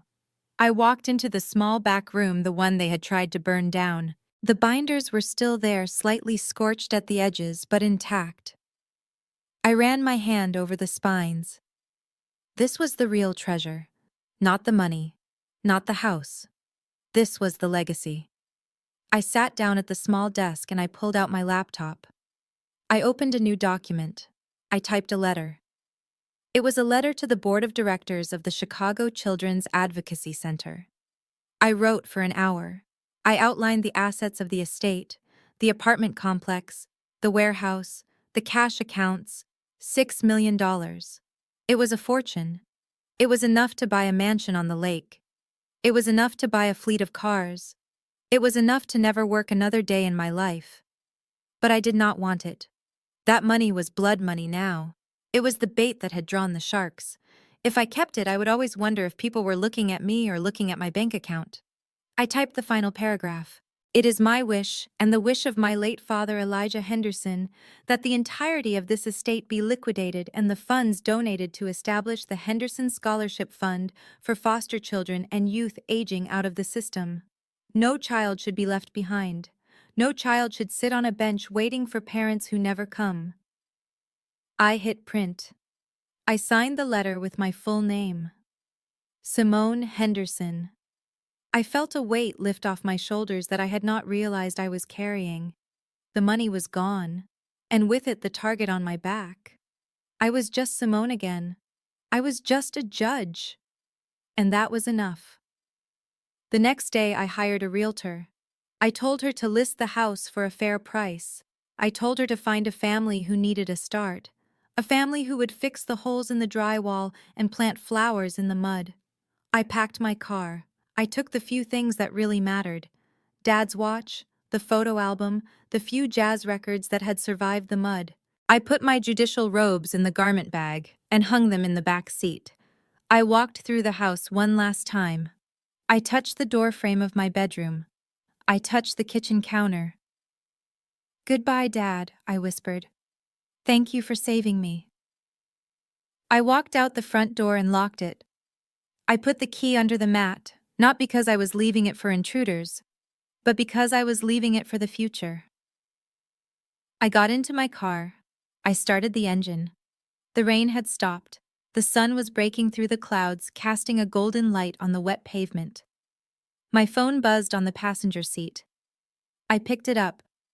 It was a text message from Sarah, my clerk. It read simply, "Congratulations, Justice. The district attorney just filed the paperwork. Marcus and LaToya are being held without bail. The charges are fraud, perjury, and conspiracy. They are looking at 15 to 20 years. Justice is served." I stared at the screen. 15 years. They would be old when they got out. They would be broken. They would have nothing. They would know exactly what it felt like to wait for a rescue that was never coming. I put the phone down. I shifted the car into drive. I looked in the rearview mirror. I saw the bungalow shrinking in the distance. I saw the empty driveway. I saw the past fading away. A smile spread across my face. It started small, a twitch at the corner of my mouth, and then it bloomed into something genuine and bright. It was the smile of a girl who had finally gotten off the bench. I turned on the radio. A jazz station was playing. It was a Coltrane song, Blue Train, Dad's favorite. I turned it up. I rolled down the window. I let the wind blow through my hair. I was 32 years old. I had a job I loved. I had a name I was proud of. And I was free. I drove toward the highway, toward the city skyline rising in the distance. I did not know where I was going to live. I did not know what I was going to do for dinner. But for the first time in my life, I knew exactly who I was. I was Simone Henderson, and I was unstoppable. This story is a powerful reminder that family is defined by consistency and love, not DNA. Simone's journey teaches us that our worth is never determined by those who fail to see it. While her biological parents saw a victim to exploit, she quietly built herself into a force of justice. It proves that the most effective response to disrespect isn't a temper tantrum, but strategic silence and undeniable success. We learn that dignity is a weapon, and sometimes the best revenge is simply outgrowing the people who left you behind, ensuring that your own peace ultimately prevails. Have you ever had to choose your own peace over family expectations? Let me know in the comments below.